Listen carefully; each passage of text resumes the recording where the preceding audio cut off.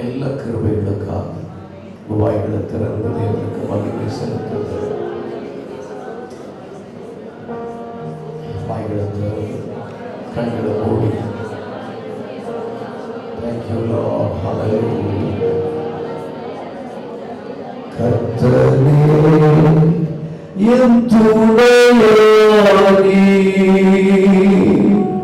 நித்தமும் என் நிழலாகி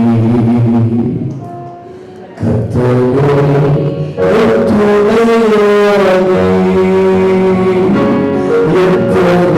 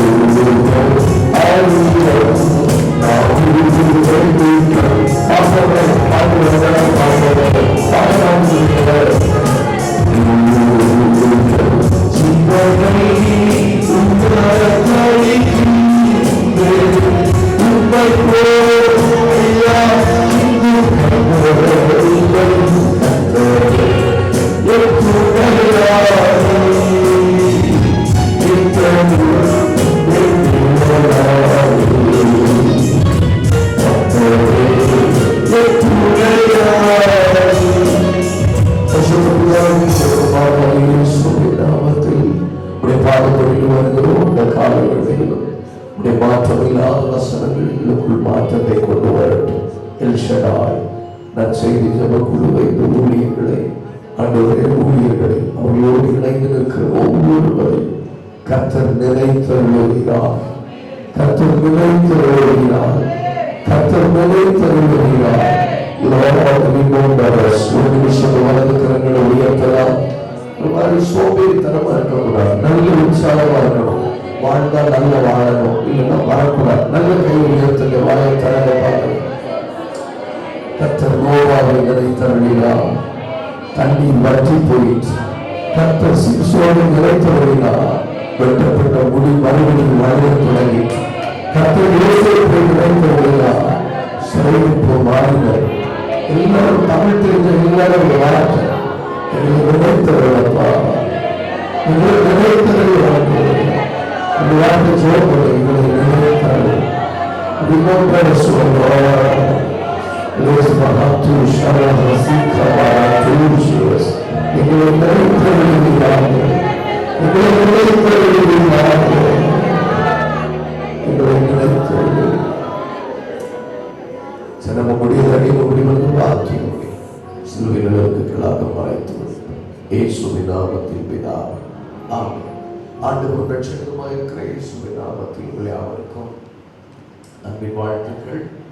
ஒரு கூட நடுவில் வரவும் இந்த கனமான ஊழியத்தில் இணைந்து கொள்ள தேவன் தந்த கிருபைகளுக்காக, நன்றியுள்ளதற்காக, சகோதரிக்காக, தேவன் கொடுத்த மிகப்பெரிய தரிசனங்களுக்காக நான் கர்த்தரை மகிமைப்படுத்துகிறேன். அல்லேலூயா.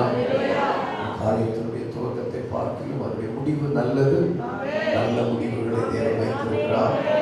மதத்தில் இருக்கிற கனப்பொழுது ஊழியர்களுக்காக, பாசத்துக்காக, கீழே இருக்கிற எல்லா விலையிலும் பெற்ற தெய்வ மனிதர்கள், தெய்வ பிள்ளைகள் ஒவ்வொருவருக்காக நான் கர்த்தரை துதிக்கிறேன். சமயம் தாமதிக்காமல் 1 ராஜாக்கள் 19ஆம் அதிகாரம் 7ஆம் வசனத்தை நாம் வாசித்து ஆண்டவர் நம்மோடு பேசும்படி ஆயத்தப்படுவோம். கர்த்தருடைய தூதன் திரும்ப 2ஆம் தரம் வந்து அவனை தட்டி எழுப்பி, எழுந்திருந்து போஜனம் பண்ணு, நீ பண்ண வேண்டிய பிரயாணம் வெகு தூரம் என்றார். என் கூட சேர்ந்து சொல்ல முடிந்தால் சொல்லுங்க. எழுந்திருந்து போஜனம் பண்ணு, நீ பண்ண வேண்டிய பிரயாணம் வெகு தூரம். எழுந்திருந்து போஜனம் பண்ணு, நீ பண்ண வேண்டிய பிரயாணம் வெகு தூரம். ஹல்லேலூயா. நான் பண்ண வேண்டிய பிரயாணம் வெகு தூரம். ஆங்கிலத்தில் எழுதியிருக்கிறார்கள், your journey is too great. உங்கள் பிரயாணம் வெகு தூரம். ஒரு மனிதனுடைய பிரயாணம், அதாவது ஆதியாகமம் முடித்த உடனே ஆண்டவர் லேவியராகமத்தை வைக்கவில்லை, எண்ணாகமத்தை வைக்கவில்லை, உபாகமத்தை வைக்கவில்லை, யாத்திராகமத்தை வைத்தார். அதனுடைய அர்த்தம் உள்ள சோகமா நீங்க இருந்துக்கோங்க, அப்பதான் இன்னும் கொஞ்சம் நாங்க சாக முடியும். கொஞ்சம் முகத்தை நல்லா வைங்களேன், சிரிங்க, சிரிப்பு வரணும் அவங்களுக்கு. சிரிங்கள, பக்கத்துல பார்த்து பக்கத்துல மனுஷங்களா இருக்காங்களா அல்லது தூதர்கள் ஏதாவது வந்திருக்காங்க பாருங்க. பின்பு ஒரு நாள் தேவ சந்நிதியிலே தேவபுத்திரர்கள் நின்று கொண்டிருந்தார்கள். சாத்தானும் அவர்கள் நடுவிலே வந்து நின்றார்கள். பக்கத்துல பாருங்க, தேவத்தில் இருக்கிற பேய் எதுவும் உங்க பக்கத்துல வந்து இருக்காங்க பாருங்க. பைபிள்ல தான் சொல்றேன். இவ்வளவு சோகமா இருக்கிறம்மா, எங்கேயாவது துணிகளைக்கு போய் சொல்லுங்க. நம்ம ஆட்களை முகம் முழுவதும் பார்க்கிறீங்க என்ன?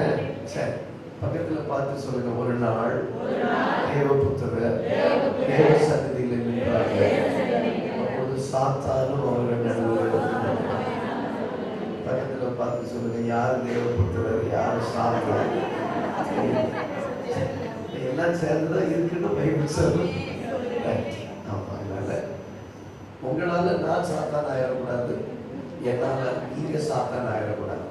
அதே குடும்பத்துல கணவனால மனைவி சாத்தான் ஆகும், மனைவியால கணவன் சாத்தான் ஆகும். யோசிச்சுட்டே இருங்க. என்ன கூட்டம் முடிஞ்சது, பெற்றவர்களால பிள்ளைகள் சாத்தான் ஆவார்கள். ஆமா, ஒரு யாரோ ஒருவராட யாரோ பேயா மாறிடக்கூடாது. யோசிக்கிறீங்களே அப்படின்னா என்ன அர்த்தம்? உங்களுடைய சுபாவங்கள் மற்றவர்களுடைய தெய்வீக சுபாவத்தை கெடுத்து விடக்கூடாதுல்ல. நல்ல கையை சச்சாண்டோருக்கு மகிமை செலுத்தும்.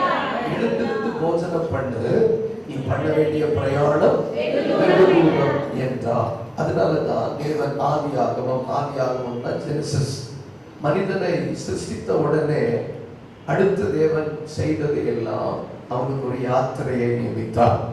நாம் எல்லாரும் ஒரு யாத்திரையில் இருக்கிறோம். எத்தனை பேர் விசுவாசிக்கிறீங்க? 36 வருஷம் இந்த பூமியில யாத்திரை பண்ணி கொண்டிருக்கிறேன். உங்க வயசை நீங்க சொல்ல மாட்டீங்க, நான் மனசுல சொல்லி நீங்க சொல்லுங்க. நான் 56 வருஷம் யாத்திரை பண்ணி கொண்டிருக்கிறேன், 42 வருஷம் யாத்திரை பண்ணி கொண்டிருக்கிறேன். ஆமா, சிலர் ஹாப்பி பர்த்டேன்னு போடுவாங்க, ஆனா எத்தனாவது பிறந்த நாள்னு போட மாட்டாங்க. அது மறைவாகவே இருக்கட்டும். அப்போ ஒவ்வொரு மனிதனும் இந்த பூமியில நாம் என்ன செய்யறோம்? யாத்திரை பண்ணி கொண்டிருக்கிறோம். We are all in a journey. கர்த்தருடைய தூதன் எலியாவை பார்த்து சொல்லுகிறார், நீ பண்ண வேண்டிய செட் பண்ணிருக்கனே, அதை முடிச்சுங்க. நல்லா இருக்கு, தேங்க்யூ. நீ பண்ண வேண்டிய பிரயாணம் வெகு தூரம். அப்படின்னா நீ பண்ண போகிற பிரயாணமும் இல்ல, விசில் வருதே கொஞ்சம் கம்மி பண்ணிக்கோங்க, மானிட்டர் மட்டும். நீ பண்ண வேண்டிய பிரயாணம் வெகு தூரம். இந்த பிரயாணம் ஹல்லேலூயா. இல்ல முதல்ல நல்லா இருந்துச்சு, முதல்ல ஒரு மாதிரி எக்கோ வருது பாருங்க. தேங்க்யூ. நீ பண்ண வேண்டிய பிரயாணம் வெகு தூரம் என்றால், இப்போ நாம் இல்லையே, நாம் முதல்ல நல்லா இருந்துச்சு, ஒரு மாதிரி. தேங்க்யூ ஹல்லேலூயா. சரி, தேங்க்யூ. கை உயர்த்தி ஆண்டவருக்கு மகிமை செலுத்துங்க. நீ பண்ண வேண்டிய பிரயாணம் வெகு தூரம். அப்போ ஆண்டவர் இங்க தெளிவா சொல்றார், நீ பண்ண வேண்டிய பிரயாணத்திற்கும் நீ சாப்பிட வேண்டிய போஜனத்துக்கும் ஒரு பெரிய சம்பந்தம் இருக்கிறது. இந்த வசனத்தை படிச்சீங்களா? எழுந்திருந்து போஜனம் பண்ணு, நீ பண்ண வேண்டிய பிரயாணம் வெகு தூரம் என்றார். எழுந்திருந்து போஜனம் பண்ணு, நீ பண்ண வேண்டிய பிரயாணம் வெகு தூரம். நான் பேசுற தமிழத்தில் எனக்கு புரியுது? அப்ப நான் பண்ண வேண்டிய பிரயாணத்திற்கும் நாம் புசிக்க வேண்டிய போஜனத்துக்கும் ஒரு பெரிய சம்பந்தம் இருக்கிறது. போஜனம் என்றால் என்ன? அது சாப்பாடு நம்ம எல்லாருக்கும் தெரியும்.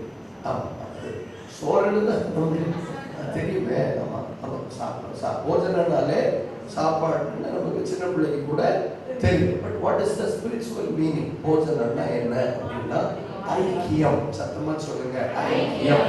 சத்தமா சொல்லுங்க, ஐக்கியம்.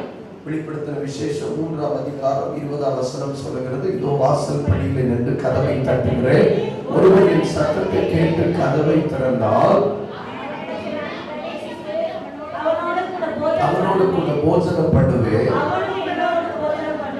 என்னோடு போஜனம் பண்ணுவான். அப்போ போஜனம், இயேசு சொல்லுகிறார், நான் வாசல் படியில் நின்று கதவை தட்டுகிறேன், ஒருவரின் சத்தத்தை கேட்டு கதவை திறந்தால் நான் அவனோடு போஜனம் பண்ணுவேன், அவன் என்னோடு போஜனம் பண்ணுவான். ஏன் அந்த வார்த்தையை ஆண்டவர் பயன்படுத்தினான்னா, அந்த போஜனம் என்பது ஐக்கியத்தை குறிக்கிறது, ஃபெல்லோஷிப். சத்தமா சொல்லுங்களேன், ஃபெல்லோஷிப். இந்த யாத்திரை நான் பிரயாணம் பண்ணுகிற ஒவ்வொருவரும் ஒவ்வொரு வெளியில பார்க்காதீங்க, என்ன கவனிங்க, நேரம் இல்லை. ஒவ்வொரு மனிதனும் ஏதோ ஒரு இலக்கை நோக்கி யாத்திரை பண்ணி கொண்டிருக்கிறோம். ஆமாதானா? ஸ்கூல் படிக்கிற பிள்ளைகளை நீங்க கவனிச்சு பார்த்தீங்கன்னா, அவங்க தங்களுடைய படிப்பு வெற்றிகளை நோக்கி யாத்திரை பண்ணுகிறார்கள். படித்து முடித்து வேலைக்காக காத்திருக்கிறவர்கள் அதுக்காக யாத்திரை பண்ணுகிறார்கள். திருமணம் பண்ணி முடித்தவர்கள் அவர்களுடைய நன்மைகளுக்காக, ஒவ்வொருவரும் ஏதோ ஒரு விஷயத்திற்காக இந்த பூமியிலே நாம் யாத்திரை பண்ணி கொண்டே இருக்கிறோம். அப்ப இந்த யாத்திரையில, இந்த பிரயாணத்திலே நாம் வெற்றி பெற வேண்டுமானால் நாம் சரியான போஜனத்தை புசித்தால் மாத்திரமே வெற்றி பெற முடியும். சரியான போஜனம் இல்லைன்னா இந்த பிரயாணத்துல நாம் என்ன செய்ய முடியாது? வெற்றி அடைய முடியாது. போஜனம்னா என்னன்னு கற்றுக்கொண்டோம், ஐக்கியம். சரியான ஐக்கியம் இல்லாவிட்டால் இந்த பிரயாணத்துல வெற்றி பெற முடியாது. எம்மாவூர் சீஷர்கள் தங்களுக்குள்ளே பேசிக்கொண்டு போனார்கள். அப்பொழுது அவர்கள் துக்கம் உள்ளவர்களாக ஒருவரோடு ஒருவர் சம்பாஷித்துக் கொண்டு போய்கொண்டே இருந்தார்கள். நம்ம கேளுங்க, துக்கம் முகம் உள்ளவர்களாய் சம்பாஷித்துக் கொண்டு போகும்போது இயேசு அவர்களோடு சேர்ந்து, நீங்கள் எதை குறித்து பேசுகிறீர்கள் என்று கேட்டபோது அவர்கள் சொன்னார்கள், எருசலேமிலே நடந்ததை நீ கேள்விப்படவில்லையா? கொஞ்சம் என்ன கவனிங்களேன், பைபிள் அப்புறம் பார்க்கலாம். கொஞ்சம் உற்சாகமா இருங்க, எனக்கு கொஞ்சம் ஒத்துழைப்பு கொடுங்க. கொஞ்சம் உயிர் இருக்கு, அது வேலூர்ல தான் போகணும்னு முடிவில் இருக்கலாம். கொஞ்சம் கவனி. இப்போ கவனி, எனக்கு பலன் இல்லை, தயவு செய்து உங்ககிட்ட நான் கிருபையா கேட்கிறேன். கவனிங்க, முகங்கள்லாம் நல்ல வைங்க. எனக்கு பயமா இருக்கு, எனக்கு பயமா இருக்கு. கொஞ்சம் கவனமா கேளுங்க, கொஞ்சம் கவனமா கேளுங்க. அப்ப அந்த பிரயாணத்துல இயேசு இணைந்து கேட்கிறார், நீங்க ஏன் இவ்வளவு துக்கம் உள்ளவர்களா இருக்கிறீர்கள்? உடனே அவங்க சொல்றாங்க, எருசலேமில் நீ கேள்விப்பட்டது நடந்தது நீ கேள்விப்படவில்லையா? நசரேயனாகிய இயேசுவை சிலுவையிலே அறைந்து கொலை செய்து விட்டார்கள் என்று அவர்களுக்குள்ளே பேசிக்கொண்டே போனார்கள். இந்த வேதத்தில் நாம் வாசிக்கிறோம். இந்த பிரயாணத்தில் நாம் அதிகம் துக்கம் உள்ளவர்களாய் காணப்படுவதற்கு காரணம் நம்முடைய ஐக்கியம் யாரோடு இருக்கிறது என்பது ரொம்ப முக்கியம். வேகமாக நம்ம கற்றுக்கொள்ள போகிறது. வேதாகமம் முழுவதும் ஐக்கியத்தால் நிறைந்திருக்கிறது. சத்தமா சொல்லுங்க, ஐக்கியத்தால் நிறைந்திருக்கிறது. 5 விதமான ஐக்கியம். கண்ணை திறந்து பாருங்க, தப்பு இல்லை. 5 விதமான ஐக்கியம். எத்தனை ஐக்கியம்? 5. நான் வேகமா நான் சொல்லி போக விரும்புகிறேன். 1, தேவன் தன்னோடு வைத்திருந்த ஐக்கியம். சொல்லுங்க, தேவன் தன் திருத்துவத்தோடு வைத்திருந்த ஐக்கியம். ஃபார் எக்ஸாம்பிள், ஆதியாகமம் 1:26, பின்பு தேவன் நாம் நம்முடைய வசனம் படிக்க வேண்டாம், டைம் இல்லை, என்ன கவனிங்க, படிக்க வேண்டிய வசனத்தை மட்டும் நான் படிக்க சொல்லுவேன், கொஞ்சம் கவனிங்க. நாம் நம்முடைய சாயலின்படியையும் நம்முடைய ரூபத்தின்படியையும் மனுஷனை உண்டாக்குவோமாக. நான் என்கிற வார்த்தை இல்லை, நாம்.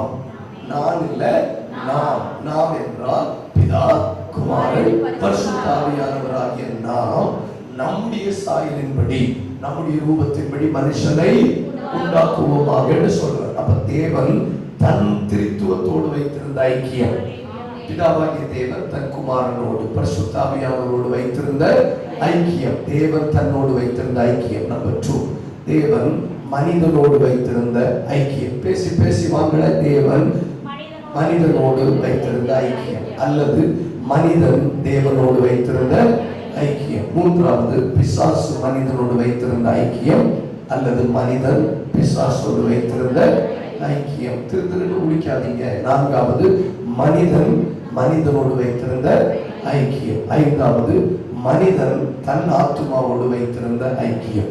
இந்த 5 ஐக்கியத்தால் தான் இந்த பூமி நிரம்பி இருக்கிறது. சொல்லுங்க, இந்த வேதாகமம் நிரம்பி இருக்கிறது. டைம் இல்ல, வேகமா சொல்லுங்களேன். தேவன் தன்னோடு வைத்திருந்த ஐக்கியம், தேவன் மனிதனோடு வைத்திருந்த ஐக்கியம் அல்லது மனிதன் தேவனோடு வைத்திருந்த ஐக்கியம். பிசாசு மனிதனோடு வைத்திருந்த ஐக்கியம் அல்லது மனிதன் பிசாசோடு வைத்திருந்த ஐக்கியம். 4, மனிதன் மனிதனோடு வைத்திருந்த ஐக்கியம். 5, மனிதன் தன் ஆத்மாவோடு வைத்திருந்த ஐக்கியம். நாம் யாரோடு ஐக்கியமாக இருக்கிறோம் என்பதை வைத்துதான் நம்முடைய பிரயாணம் தீர்மானிக்கப்படுகிறது. ஒன்றும் இல்லை, மழை பெய்யுமா, மழை பெய்யும், சரி, கொஞ்சம் கை உயர்த்துங்க பார்க்கலாம். இந்த வார்த்தையை சொல்லுங்க, நான் யாரோடு ஐக்கியம் இருக்கிறேனோ அதுதான் என் பிரயாணத்தினுடைய வெற்றி தோல்வியை தீர்மானிக்க போகிறேன். கொஞ்ச நேரம் நம்ம கற்றுக்கொள்ள போகிறோம். எல்லாரும் வாயை திறந்து சொல்லிங்க பார்க்கலாம். இன்னைக்கு நிறைய நேரங்களில் தயவு செய்து வெளியில பார்க்காதீங்க. உங்களை கையெடுத்து கூப்பிடுறேன், கொஞ்சம் கண்ணை மூடுங்க, ஜெபம் பண்ணுங்க, கொஞ்சம் வாய் திறந்து கண்ணை மூடுங்கம்மா, கொஞ்சம் கண்ணை மூடுங்க, கொஞ்சம் உற்சாகமா இருங்க. கடினமா இருக்கீங்க, கடினமா இருக்கீங்க, கொஞ்சம் வாய்களை திறங்க. நான் உங்ககிட்ட போராடி ஊழியம் செய்யற மாதிரி இருக்கவே கூடாது. எல்லாரும் வாய் திறங்க பார்க்க. கொஞ்ச நேரம் நாம கற்றுக்கொள்ள போகிறோம். நல்ல வாய்களை திறங்க. நம்முடைய ஐக்கியம் நம்முடைய பிரயாணத்தினுடைய வெற்றியை தீர்மானிக்க முடியும். வேகமா வேகமா வாய்களை திறங்க பார்க்கலாம். வேகமா வாய்களை திறங்க பார்க்கலாம். தேவன் தன்னோடு வைத்திருந்த ஐக்கியம், தேவன் மனிதனோடு, மனிதன் தேவனோடு வைத்திருந்த ஐக்கியம், பிசாசு மனிதனோடு வைத்திருந்த ஐக்கியம், மனிதன் பிசாசோடு வைத்திருந்த ஐக்கியம், மனிதன் மனிதனோடு வைத்திருந்த ஐக்கியம், மனிதன் தன்னோடு வைத்திருந்த ஐக்கியம்.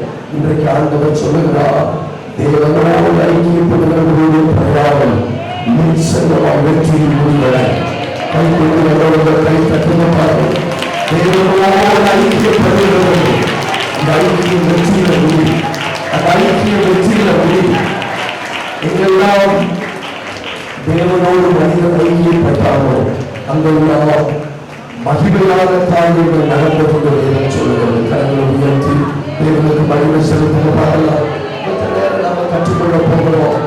வேத வசனம் மிக தெளிவாக சொல்லுகிறது, இந்த பூமியிலே நம்முடைய வாழ்க்கையில் இந்த பிரயாணத்தில் நாம் அதிகம் தெரிந்தோ தெரியாமலோ மனிதர்களோடு தான் அதிக ஐக்கியம் வைக்கிறோம். என்ன நடந்தாலும் மனிதனோட தான் அதிக ஐக்கியம் வைத்துக் கொள்கிறோம். யாரோட அதிக ஐக்கியம் வைக்கிறோம்? யாரோட அதிக ஐக்கியம் வைக்கிறோம்? மனிதர்களோட அதிக ஐக்கியம் வைத்துக் கொள்ளுகிறோம். பாருங்க, என்ன பிரச்சனை வந்தாலும் நம்ம முதல்ல பகிர்ந்து கொள்ளக்கூடிய நபர்கள் யாரா இருக்கிறாங்க? மனிதர்கள். ஒத்துக்கொள்றோமா? அதை ஒத்துக்கொள்றோமா? அதுதான் உண்மை. ஆனால் எப்பொழுதெல்லாம் மனிதர்கள் மனிதர்களோடு ஐக்கியம் வைத்தார்களோ அவர்கள் தவறான முடிவெடுத்தார்கள். They made wrong decisions. அவங்க வாழ்க்கை தாறுமாறு ஆயிற்று. ஏன்னா மனிதர்களுக்கு ஒரு தரம் இருக்கு. பாருங்களேன், மற்றவங்க இங்க கவனிங்க. மனிதர்களுக்கு ஒரு தரம் இருக்கு. மனிதனை போலதான் யோசிப்பான். மனிதனை போலதான் யோசிப்பான். 3 வசனங்களை நேரம் இல்லை, ஆனா வாசிச்சுதான் ஆகணும். பைபிள் படிக்க வேண்டாம். யாத்திராகமம் 32ஆம் அதிகாரம் 1ஆம் வசனத்தில் வேதம் சொல்லுகிறது, மோசே மலையிலிருந்து இறங்கி வர தாமதிக்கிறதை ஜனங்கள் கண்டபோது அவர்கள் ஆரோரிடத்தில் கூட்டம் கூடி, கவனிங்க, எப்பொழுதெல்லாம் மனிதர்களோடு கூட்டம் கூடினார்களோ அவர்கள் தவறான தெய்வத்தை வழிபட தொடங்கினார்கள். They are planned for another god. அவர்கள் ஆரோரிடத்தில் கூட்டம் கூடி எங்களை எகிப்திலிருந்து வழிநடத்தி கொண்டு வந்த மோசேக்கு என்ன சம்பவித்ததோ ஐயோ, ஆகையால் எங்களுக்கு முன் செல்லும் தெய்வத்தை. அப்ப கவனிங்க, மனிதனோட பேசுகிறவர்கள் தேவனையே மாற்றுகிறார்கள். மனிதனோடு பேசுகிறவர்கள் தேவனே கடவுளே மாற்றுறார். மனிதனோடு பேசுறவன் சட்டையை மாத்திட்டா பரவாயில்லை, மனிதனோடு பேசுகிறவன் தேவனையே மாற்றுகிறார்.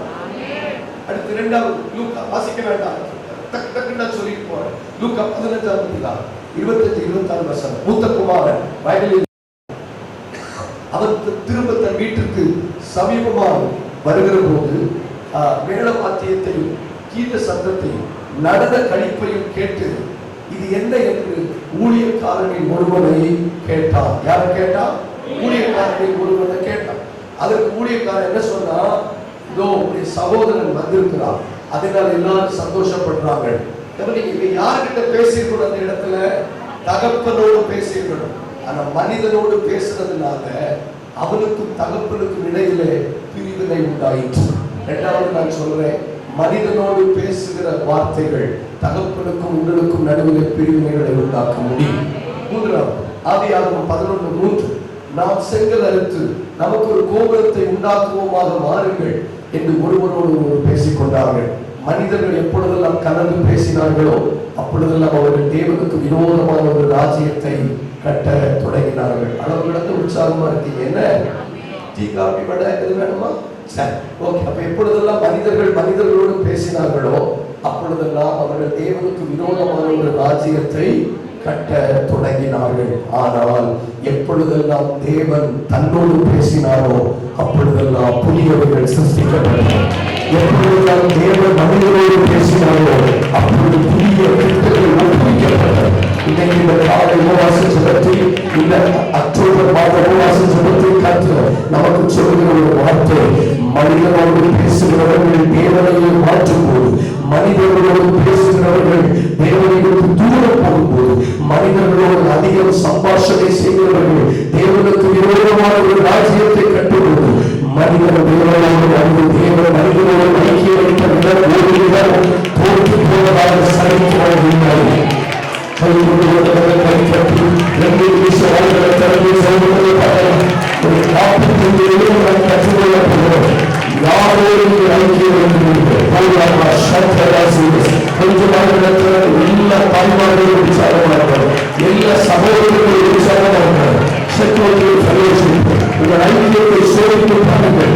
உங்கள் பிரயாணத்தில் முடியாது என்று என்ன வருதா? உங்கள் பிரயாணத்தில் தோற்று போகிறது என்ன வருதா? உற்சாகம் வரையக்கூடாது. உங்கள் பிரயாணத்தில் நடக்காது என்ன வருதா? உங்கள் ஐக்கியம் பலவாறு நடுவில் இருக்கிறது என்று அர்த்தம். பெயர் சொல்லுகிறது, நீங்கள் யாரோடு ஐக்கியம் வைத்திருக்கிறீர்களோ உங்கள் பிரயாணத்தை அதுதான் தீர்மானிக்கப்படுகிறது. அடிக்கடி உங்கள் வாழ்க்கையில் வேடிக்கைதான் பார்க்கிறீர்கள் சார். அடிக்கடி உங்கள் வாழ்க்கையில் நீங்கள் சோதனை உங்கள் ஐக்கியத்தை நீங்கள் சோதிக்க பாருங்கள். இன்றைக்கு காலை அந்த ஐக்கிய தேவனோடு இருக்கிறாரா? இந்த பிரயாணத்தை நீங்கள் பெற்றுக் கொள்வீர்கள். அப்படி சாலையில் வேறுகிறவர்கள் எல்லாரும் ஆனால் ஒரு பகுதியை பெருமாளுக்கு அறிவீர்களா? ஆகையால்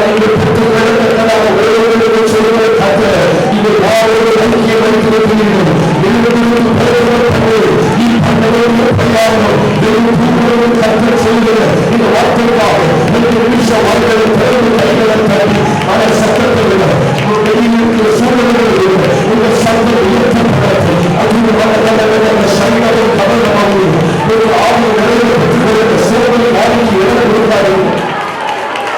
சோதனை வாழ்க்கை இடம் கொடுத்தாரு. அது யாரோடு ஐக்கியமாக இருக்கிறது. அது யாரோடு ஐக்கியமாக இருக்கிறது. அது யாரோடு ஐக்கியமாக இருக்கிறது.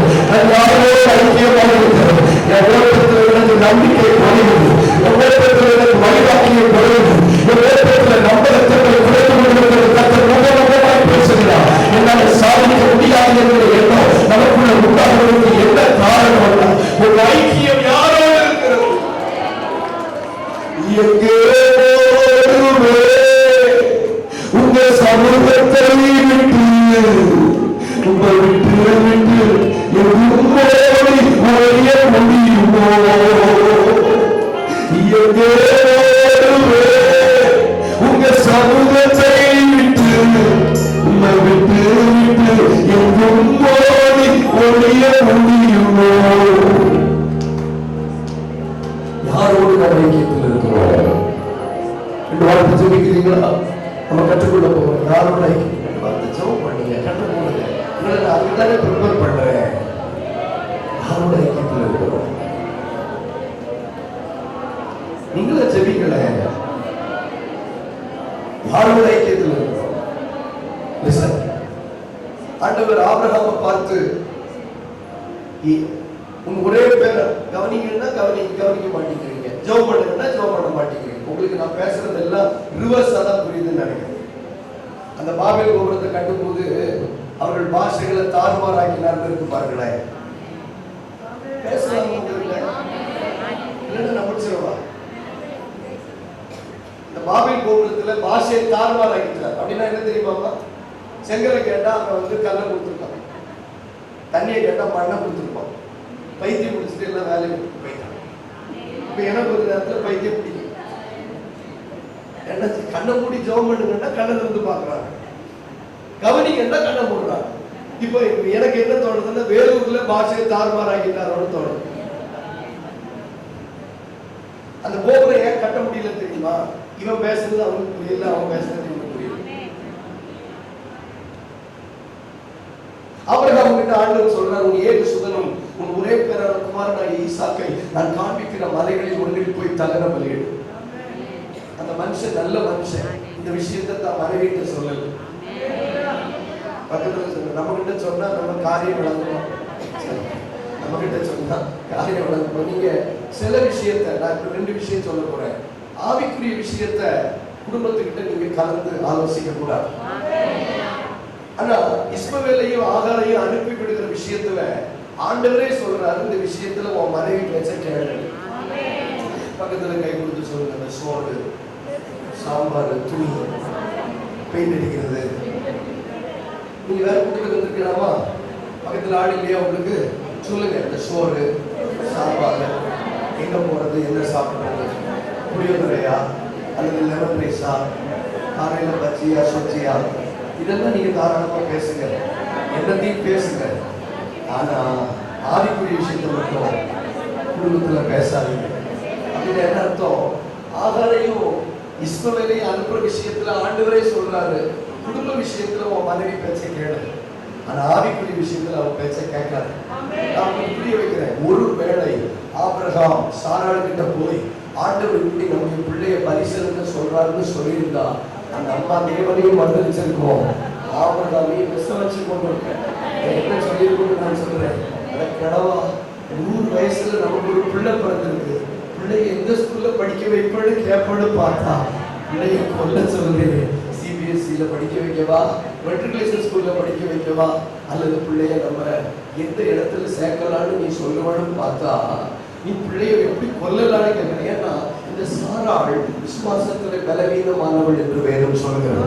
கர்த்தருடைய தூதனானவர் அவங்ககிட்ட சொல்றாங்க, நீ ஒரு உற்பத்தி கால திட்டத்தில் ஒரு குமாரனை நீ அணைத்துக் கொண்டிருப்பாய், அடுத்த வருஷம் நான் உங்ககிட்ட வருவேன்னு சொல்றாரு. ஆமா தானா? அதுக்கு அந்த அம்மா நகைத்தாள் என்று வேதம் சொல்லுகிறது. இப்படி இப்படிப்பட்ட பரியாசம் பண்றவங்கிட்ட போய் ஆவிக்குரிய விஷயங்கள் அவர் பேசியிருந்தா நிச்சயமாய் அவள் ஏற்றுக்கொண்டிருக்கவே மாட்டாள். நல்ல கவனமா கேளுங்க. சில நேரங்களில் தேவன் கொடுத்த தரிசனத்தை மனுஷர்களோடு பகிர்ந்து கொள்ளாதீர்கள். தேவன் உங்களை ஒரு விஷயத்தை செய்ய சொன்னாலும், தேவன் உங்களிடத்தில் சில விஷயங்களை எதிர்பார்த்தாலும், இப்ப நீங்க உபவாசம் பண்ற விஷயத்தை வீட்டுல சொல்லி பாருங்க. உபவாசம் இருக்கு இல்லையா, அல்சர் வந்து நாம பார்த்துக்கலாம். ஒரு ஃப்ளோ இல்லையே அவங்ககிட்ட. தூங்கி தூங்கி பஸ் ஸ்டாண்ட்ல 2:30 மணிக்கு பஸ் இருக்கும் பாத்தீங்களா? பஸ் 5 நிமிஷத்துக்கும் பார்த்துட்டு போறவங்க பார்த்துட்டு போங்க. டீ குடிக்கிறவங்க டீ குடிக்கும் போது அந்த மாதிரி ஒரு அரை போதையில் இருப்பாங்க தெரியுமா? அந்த மாதிரி இருக்கு உங்களை பார்த்து. அதனால நீங்க பேசவே தோணலை. நல்ல ஒரு உற்சாகமாக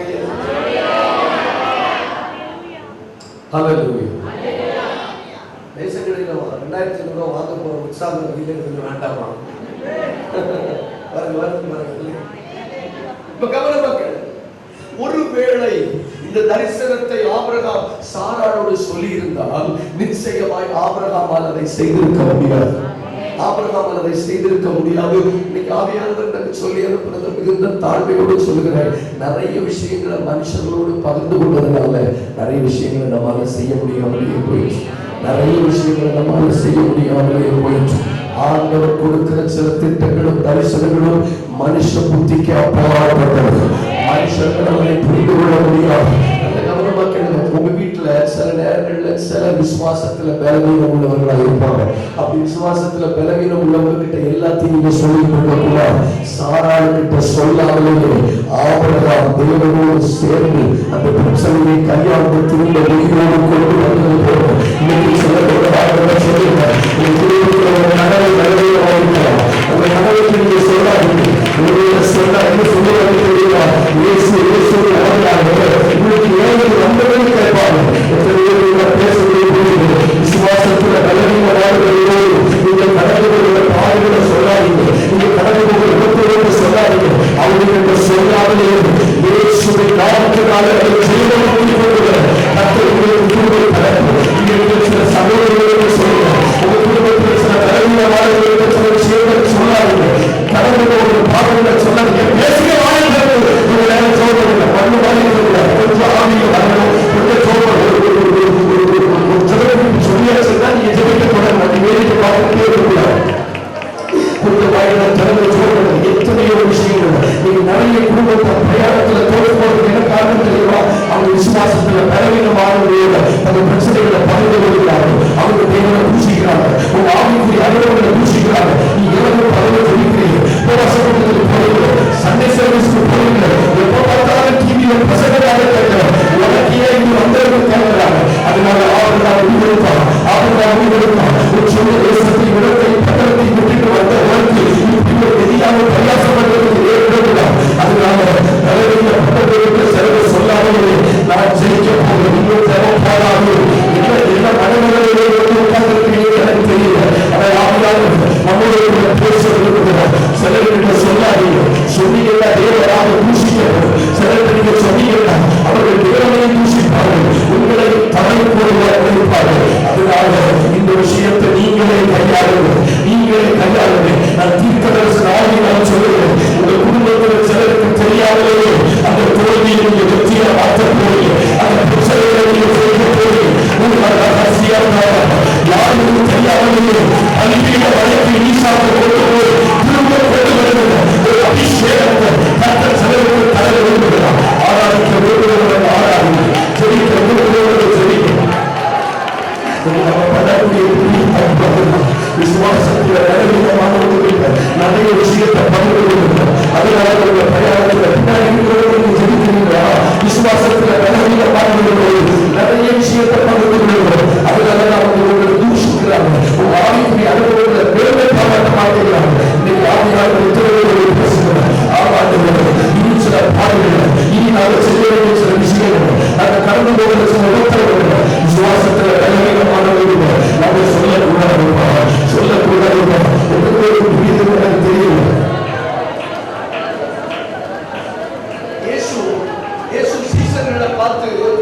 சீசர்களை பார்த்து நம்பி சொல்றார். மத்தேயு 16:21-22 நம்பி சொல்றார், மனுஷகுமாரன் பாவிகள் கைகளில் ஒப்பு கொடுக்கப்பட போகிறார், அவர்கள் அவரை கொலை செய்வார்கள், ஆனால் 3ஆம் நாள் உயிரோடு எழுந்திருப்பார்கள் ஒரு நம்பகத்தன்மைக்காக சொல்றார். அவங்க இவருக்கு பலனா இருப்பாங்கன்னு சொல்றார். ஆனா அடுத்த வசனத்துல பைபிள் போட்டிருக்கு, பேதுரு அவரை தனியே அழைத்து கொண்டு போய், உனக்கு இது சம்பவிப்பதில்லை, உனக்கு இது நேரிடக்கூடாது என்று சொல்லி அவரை கடிந்து கொள்ள தொடங்கினார். பைபிள் படிச்சிருக்கீங்களா? கடிந்து கொள்ள தொடங்கினார். அன்னைக்கு இயேசுப்பா முடிவெடுத்தார், இனி மனுஷனுக்கு கூட தேவன் தந்த திட்டத்தை பேசக்கூடாது.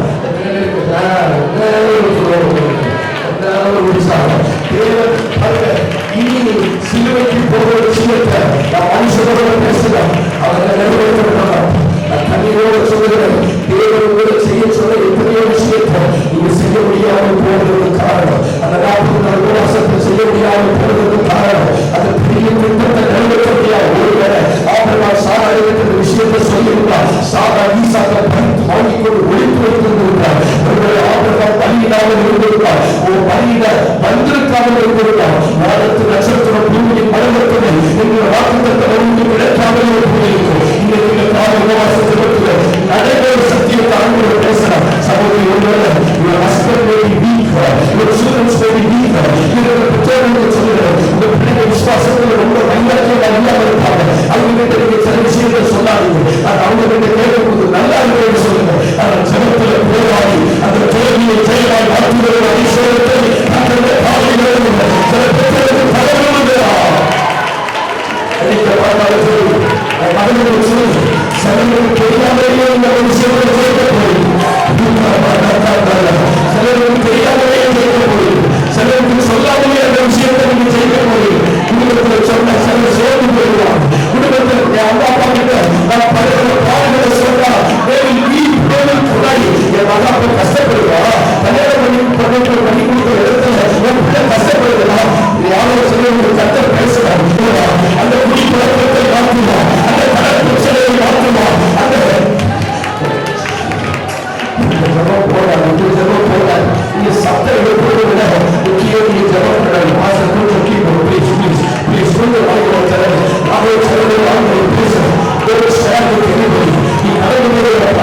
தண்ணீரை தொலைங்க, நல்லா இருக்கிறது சொல்லுங்க, மனுஷன் முன்னாடி அழாதீங்க, மனுஷன் முன்னாடி ஒரு திறமையை ஒத்துக்காதீங்க, மனுஷன் முன்னாடி நீ பலப்பகளை பாருங்க சொல்லாதீங்க, அதை தனியா போய் அழுங்க.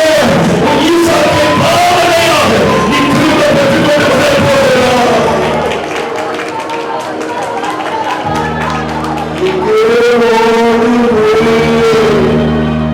உங்க சமூகத்தை விட்டு உங்களை விட்டு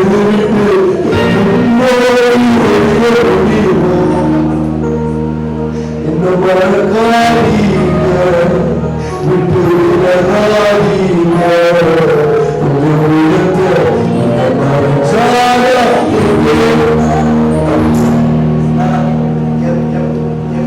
படிச்சுட்டு ஊழியத்துக்கு வந்தேன். ஒரு நாள் எங்க வீட்டுல ஏதோ பேசிட்டு இருக்கும்போது என் ஆத்திரத்தை கொட்டிட்டேன். ஊழியத்தில் எவ்வளவு கஷ்டம் தெரியுமா, ஊழியத்தில் எவ்வளவு அவமானப்படுறது தெரியுமா, ஊழியத்தில் எவ்வளவு காயப்படுறது தெரியுமான்னு நான் என்ன விளையாடிட்டு வரேன்னு நினைக்கிறீங்களான்னு சொல்லிட்டேன். எங்க அம்மா அப்பா விசுவாசத்துல பலவீனமானோம். உடனே எங்க அப்பா சொல்றாரு, நான் ஓப்பனா உங்ககிட்ட பேசுறேன், யாரும் இதெல்லாம் சொல்லி தர மாட்டாங்க. எங்க அப்பா உடனே சொல்றாரு, அவர் ஒரு கல்வி அதிகாரி, ஒரு எஜுகேஷனல் ஆபீசர், அவருக்கு ஊழியத்துக்கு சம்பந்தம் கிடையாது, ஜஸ்ட் பிலீவர், அவர் ஒரு பிலீவர். அவர் சொல்றாரு, எம்இ வரைக்கும் படிக்க வச்சுட்டு ஊழியத்துக்கு போய் நீ நல்லா இருப்பேன்னு நினைச்சோம், கஷ்டப்படுற விமர்சனங்கள் அவமானமும் வருதுன்னா அப்படி ஒரு ஊழியம் வேண்டாம். நான் சொல்றது உங்களுக்கு புரியுதா?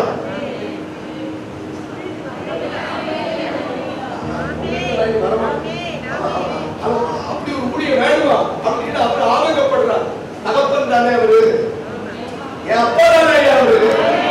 அவர் என்ன சொல்றாருன்னா, எம்இ வரைக்கும் படிச்சுட்டு ஊழியத்துக்கு போனா பையன் நல்லா இருக்கான்னு நாங்க நினைச்சோம், நீ கஷ்டப்படுறதுல சொல்றேன்.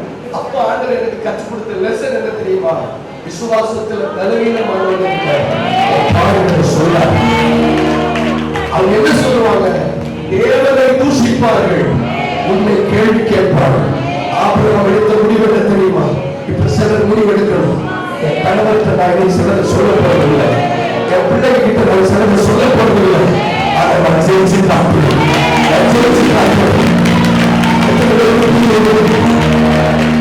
எத்தனை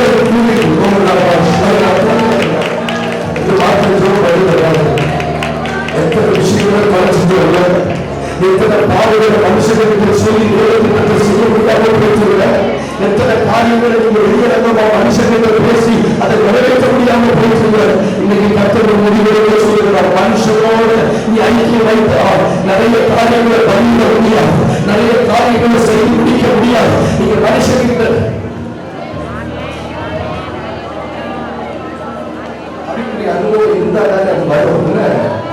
எல்லாத்தையும் மனுஷன்கிட்ட பேசுறது சிஸ்டர், உங்க பிள்ளைங்க ஒரு சரியான ஆவிக்குரிய அனுபவத்துல இல்லாம இருப்பாங்க, ஒரு சரியான ரட்சிப்புள்ள இல்லாம இருப்பாங்க. அவங்ககிட்ட போய் கடன் வாங்குறேங்கிறத நீங்க சொன்னீங்கன்னா அப்ப அவருக்கு என்ன தோணும்னா, இந்த அம்மா ஆராதிக்கிற இயேசு எனக்கு வேண்டாம்னு தோணும். கடன் இல்லாம என்ன வாழ வச்சாருங்கிறத பிள்ளைகிட்ட சொல்லணும்.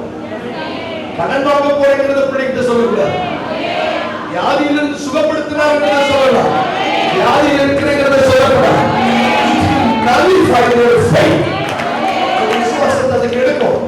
அது ஒரு விசுவாசத்தை அடிக்கணும். பேசுறது புரியுதாமா? நீங்க ஒரு நல்ல விஷயத்தை உங்க பிள்ளைகிட்ட சொன்னீங்கன்னா அந்த பிள்ளைக்கும் அடுத்த மாசம் உபவாச கூட்டத்துக்கு வரணும்னு தோணும். அம்மா எப்ப பார்த்தாலும் பிரச்சனை ஏதாவது சொல்லுது, அப்ப இந்த கடவுள் நமக்கு வேண்டாம். எத்தனை பேருக்கு புரியுது? அதனாலதான் ஆபிரகாம் முடிவெடுத்தா சாராள் கிட்ட சொல்லி அவர் விசுவாசத்தை நான் எடுக்க விரும்பலாம். அவர் விசுவாசத்தை கிட்ட நான் சொல்றேன், கர்த்தர் கூடுமான அளவு விசுவாசத்தை கட்டுப்படி சொல்லுகிறா. விசுவாசத்தை இடிக்காது, விசுவாசத்தை இடிக்காது. இன்னைக்கு எத்தனை பேர் தீர்மானம் எடுக்க முடியும்? மனுஷனோட பேசி பேசி எத்தனை காரியங்களை செய்ய முடியாம போயிட்டு, எத்தனை விஷயங்களை நிறைவேற்ற முடியாம போயிட்டு, எவ்வளவு பெரிய கணிசம், எவ்வளவு பெரிய திட்டம், அதை மனுஷனோட பேசி பேசி பேசி அதை நிறைவேற்ற முடியாம போனதுனால இந்த பொருளாதார துக்கத்திலேயே உள்ளது. ஆனால் ஆபிரகாம் சாராளோட பதவி இல்லாமல் ரகசியமாக அதை எடுத்துக் கொண்டு போய் தேவனிடத்துல விசுவாசத்தினால பிள்ளையை திரும்ப உயிரோடு கொண்டு வருகிறார். சாராளுடைய விசுவாசம் நான் சொல்றேன், உங்களால உங்க பதவியுடைய விசுவாசம் கட்டப்படாது, உங்களால உங்க பிள்ளைகளுடைய விசுவாசம் கட்டப்படாது.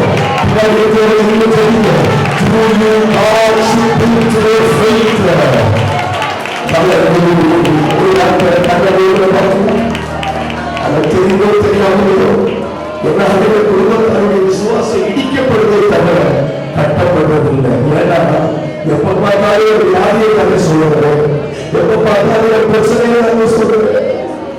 வீட்டுல இருந்து கவனிக்கல, எங்க வீட்டுல இருந்து சில நேரம் போன் பண்ணுவாங்க. எங்க அம்மா சாப்பிட்டியாப்பா இருக்க கல்யாணத்துக்கு முன்னாடி எல்லாம் இந்த போன் பண்ணி கேட்பாங்க, சாப்பிட்டியாப்பா வந்து கவனிப்பீங்களா? எனக்கா கண்டுக்கிறது யாரும் தெரியல. சாப்பிட்டியாப்பான்னு கேட்பாங்க. நாங்க அம்மா கிட்ட சாப்பிடலன்னு சொன்னேன்னா அது பெத்த மனசு இல்ல. அம்மா பெத்தவங்களுக்கு ஒரு மனசு இருக்கு, உங்களுக்கு ஏன்னா அது தாய், தாய்க்கு ஃபாஸ்டிங் வேற வராது. அப்ப அவங்க கிட்ட போய் நான் உபவாசத்துல இருக்குன்னு சொல்ல மாட்டேன். அந்த உபவாசத்துல இருந்தாலும் சாப்பிட்டேன் அப்படின்னு சொல்லுவேன். நான் விசுவாசத்தை கட்டுறேன். புரியுதா? புரியுதா? நீங்க கடந்து போகிற பாதையை சொல்லணும்னு அவசியம் இல்லை. கச்சாரிகிட்ட போன் பண்ணி பேசும்போது சொல்லுங்க, நல்லா இருக்க பாட்டு சொல்லுங்க, கண்ணீரை துடைச்சிட்டு தேவ சமூகத்தில் அழுங்க. நீ சொன்னபடியே உலகம், நீ சொன்னபடியே உலகம். எத்தனை பேர் பேசுறோம்?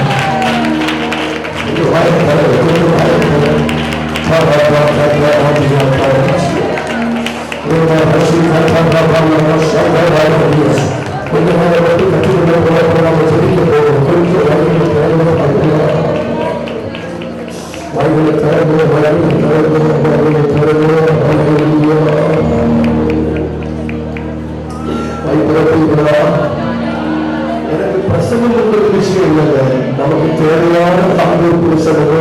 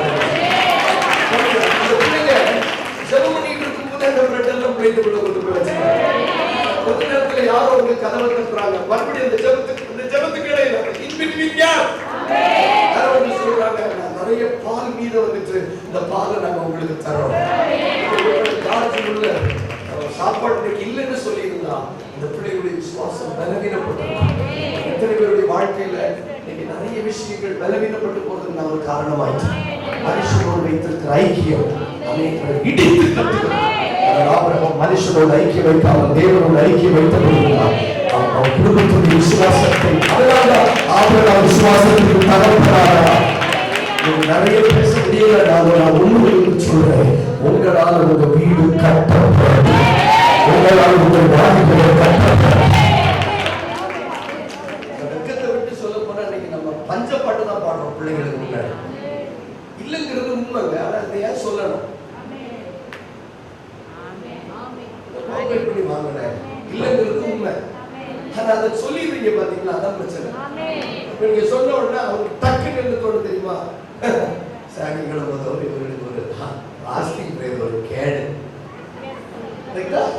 கரெக்டா இப்ப புரிஞ்சுட்டா? புரியலன்னா அந்த கல் எடுத்து எறிங்க. நீங்க சொல்றீங்க ஒண்ணும் இல்லை பண்ணாம சொல்றாங்க. ஓ ஆஸ்திக் பிரேயர் உனக்கு கேடு.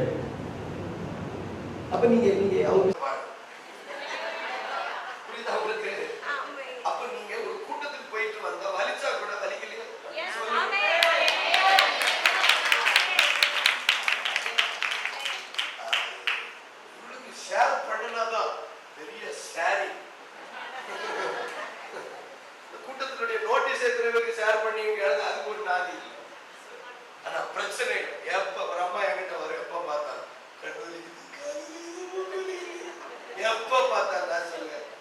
விசுவாசத்தை உடைக்கிறதுக்குதே ஒரு வேலைப்பா.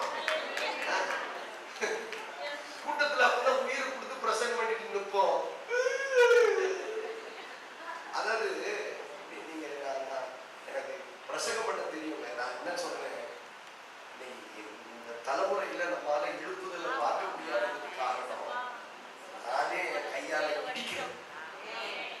இல்லாதவன் தன் கையால் அதை இடித்து போடுவான். எத்தனை புத்தி இல்லாதவன் உட்கார்ந்துருக்கோம்.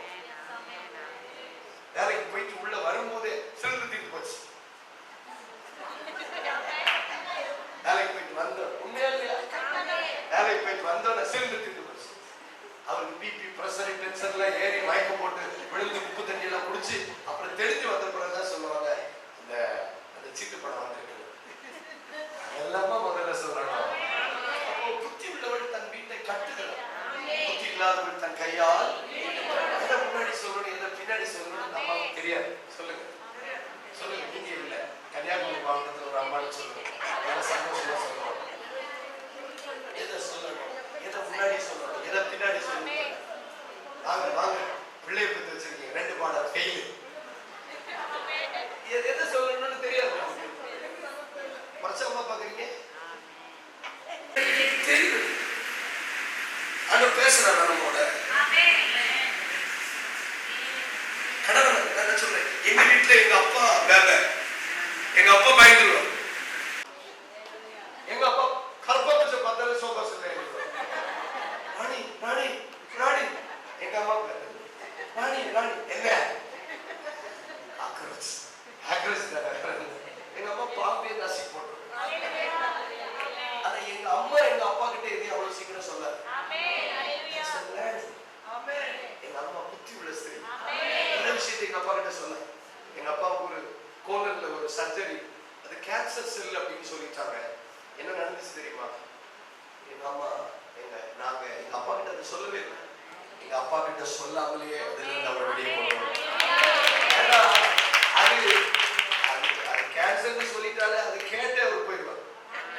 சிரிக்கிறதுக்கு நான் சொல்லலாமா? செய்யற பெரிய முட்டாள்தனம் தெரியுமா? விசுவாசத்துல பலவீனமானவங்க கிட்ட சிலதை பகிர்ந்து கொள்ளும். கர்த்தருக்கு மகிமையா சொல்றேன். நிறைய விஷயத்தை நான் என் வீட்டுல சொல்றதே இல்லை. அதனால still I am building their faith. வாழ்க்கையில உபத்திரவம் இருக்காதா? இருக்கும். வாழ்க்கையில பாடுகள் இருக்காதா? இருக்கும். நாங்க இருக்கிறாங்க, பிரச்சனை இல்லையா? இருக்கு. ஆனா எல்லாத்தையும் பிள்ளைங்க கிட்ட சொல்ல முடியாது. பிள்ளைங்க கிட்ட சொன்னா அவன் நீ என்னத்துக்கு வேலைக்கு போறீங்கன்னு கேட்பாங்க. எல்லாத்தையும் நம்ம எல்லாத்தையும் சொல்ல முடியாது. கூடுமான அளவு அவங்கள சந்தோஷமா வைப்போம். நான் எங்க வீட்டுல சொல்லுவேன், யாராவது ஒரு ஆள் அனுபவம் இல்லை மற்றவங்கள சந்தோஷமா இருக்கு. நம்ம என்ன தெரியுமா, நாம் பெற்ற இன்பத்தை வையகம் பெறுகிறேன் எல்லாம் சேர்ந்து ஆடுவோம். இந்த அம்மா மாதிரி இருக்கு, இவங்க மூட விட்டுனா மொத்த ஃபேமிலியும் மூட அவுட் ஆயிரும். எல்லாருக்கும் துக்கமாயிருக்கும். இவங்க சிரிக்க கூடாது. பரிசுத்தாவினால் ஏவப்பட்டு சொல்றேன், ஒரு ஆள் அடுங்க, மற்றவங்க சந்தோஷமா. என்னத்துக்கு அவளையும் அழ வச்சுட்டு எல்லாரையும் அழ வச்சுட்டு 90 வயசுல வந்து பிள்ளைய பத்துட்டு எதுக்கு ஆடணும்? இப்பதான் வாட்ஸ்அப்ல ஸ்டேட்டஸ் வச்சிருக்கா. எதுக்கு அவளை அழ வைக்கணும்? Let me suffer. யாராவது ஒரு ஆளுக்கு பாடல போனா போதாதா? எல்லாரையும் ஏன் வேதனைப்படுத்துறீங்க? எல்லாரையும் ஏன் கஷ்டப்படுத்துறீங்க? உங்களுக்கு எபிலிட்டியை கர்த்தர் தர்றாருன்னா நீங்க இந்த பாதையில போங்க. எல்லாரையும் கஷ்டப்படுத்தாதீங்க. என்னப்பா செய்ய போறோம்? அதான் கர்த்தர் பார்த்து கொள்வாங்க. அப்படி போயிட்டே நான் சொல்றேன், சாராளுடைய விசுவாசத்தை கட்டுறாரு. ஈசாக்கும் கேட்கிறார், விறகு இருக்கு, நெருப்பு இருக்கு, பலி பொருளுங்க. ஆமாப்பா, இல்லப்பா, என்னப்பா செய்யறது? இந்த கடவுளை ஏமாத்திட்டாருப்பா அப்படிதான் சொல்லல. கர்த்தர் தகன பலிக்கான ஆட்டுக்குட்டியை பார்த்துக் கொள்வாங்க. கர்த்தர் பேசுறார், தகன பலிக்கான ஆட்டுக்குட்டி. இந்த வார்த்தையை சொல்லுங்க, ஆட்டுக்குட்டியை பார்த்துக் கொள்வாங்க. ஆட்டுக்குட்டினா எப்படி இருக்கும்? ஆட்டுக்குட்டி எப்படி இருக்கும்? குட்டினாலே குட்டியா தானே இருக்கும், குட்டி. ஆனா ஆண்டவர் பார்த்தாரு, இந்த இடத்துல ஒருவனுடைய விசுவாசத்தை கட்டுறதுக்கு முயற்சி செய்கிற ஆபிரகாமுக்கு நான் என்ன செய்ய போறேன்னா ஆட்டு கடாவை கொடுக்க போறேன். ஒழுங்கா படிச்சுக்கிறா தெரியும். ஆதியாகமம் 22:13 2 கொம்புகளும் சிக்குண்ட ஒரு ஆட்டு கடாவுக்கு ஆட்டுக்குட்டி என்பது வேற, ஆட்டு கடா என்பது வேற. ஆட்டுக்குட்டி ஆங்கிலத்துல லேம்ப்னு சொல்றாங்க, ஆட்டு கடாவை ரேம்ப்னு சொல்றாங்க. ஆட்டு கடாவை கொடுத்தா நீங்க யாராவது விசுவாசத்தை கட்டணும்னு வந்தீங்கன்னா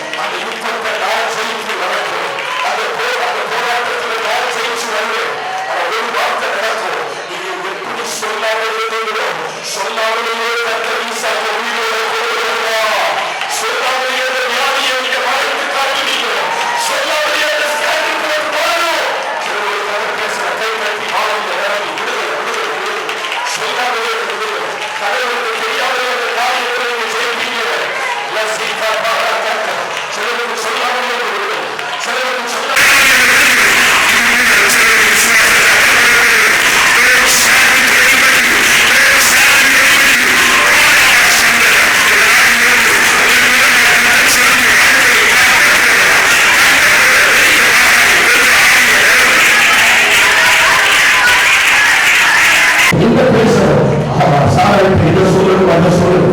ஈசாக்கு கிட்ட எதை சொல்லுங்க அதை சொல்லுங்க. அப்போ உங்க பிரயாணத்துக்கும் உங்க போஜனத்துக்கும் பெரிய சம்பந்தம் இருக்கு. கரெக்டா கற்றுக்கொள்றீங்களா? இப்ப என் பிரயாணம் தோல்வியில முடியறதுக்கு என்ன காரணம்? நானே காரணமாயிட்டேன். மனுஷனோட நான் என்ன பேசணும்னு எனக்கு தெரியணும். நான் எல்லாத்தையும் சொல்றது இல்லை. It will nullify their faith. அவங்க விசுவாசத்தை ஒண்ணும் இல்லாம ஆக்கிடும். வலி இருக்கதான் செய்யும். அப்படி யாரையாவது கொட்டி தீர்த்துடலாமான்னு தோணும். ஆனா நீங்க கொட்டி தீர்த்த பிறகு அவன் விசுவாசம் போயிடும், உங்களுக்கு தெரிய மாட்டேங்குது. எத்தனை தம்பிமார் என்கிட்ட சொல்றா தெரியுமா? என்கிட்ட டைரக்டா கேட்பான், எங்க அம்மா இவ்வளவு ஜெபிக்கிறாங்களே, ஏன்னா எங்க வீட்டுல மாற்றம் வரல, அப்ப எனக்கு இந்த கடவுள் என்னதுன்னு கேட்கறான்.